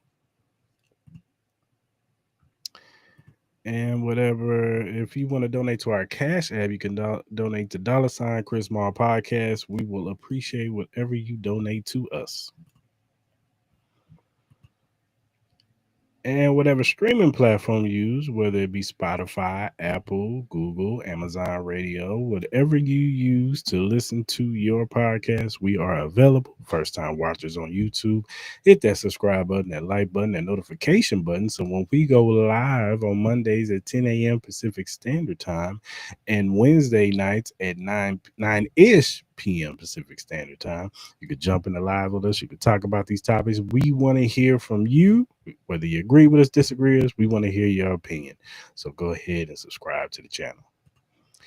And whatever social media platform you use, whether it be X, Instagram, TikTok, Threads, Twitch, Kick, whatever you use, we are available at Crystal and Mall. We will follow you back. We're just some regular guys who like to talk sports, music, movies, and whatever other topics is out there, we don't talk about it. So go ahead and follow us. If you have critiques or feedback, or if you have a question or topic that you want us to bring up on the show and we like said topic or question, we will bring it up. We will shout you out because we want to show love to those who show love to us. So go ahead and hit us up, get DM emails or our mentions. Mm-hmm. All right, good people. Like I said, we appreciate y'all for rocking with us for 200 episodes. This is for another thousands of more episodes. We'll be back to get to 300. That's the next goal, 300 episodes. So we're just gonna keep building and building, and hopefully by 300, maybe we'll be in the studio. You never, hopefully. You know what I'm saying? Never know. But until then, appreciate y'all, and we will be back. We'll see you on Wednesday. But I was low key gonna ask you, like, maybe we should. No, what? Let's just say it now. We'll see y'all next Monday. We're gonna take the rest of the week off. Yeah. Enjoy this 200 episode, man. Try to relax, man. And then we'll be back. We'll be back on the grind. Maybe we'll see you Monday. We'll see. All right, y'all. Until then, we are out. Appreciate y'all. Yes, sir.